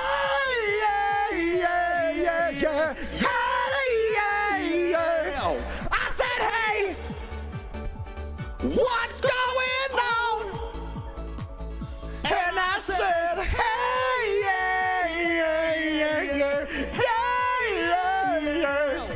I said, hey, what's going on? And he tries. Oh my God, do I try? I try all the time in this institution. And he prays. Oh my God, do I pray? I pray every single day. For revolution. Thank you, everybody. Have a wonderful night. You are the wind beneath my wings. I love you all. I'll be back tomorrow with more amazing content. Stay dangerous. And in the meantime, and I said, hey, yeah. Just keep it inside. What's going on? You're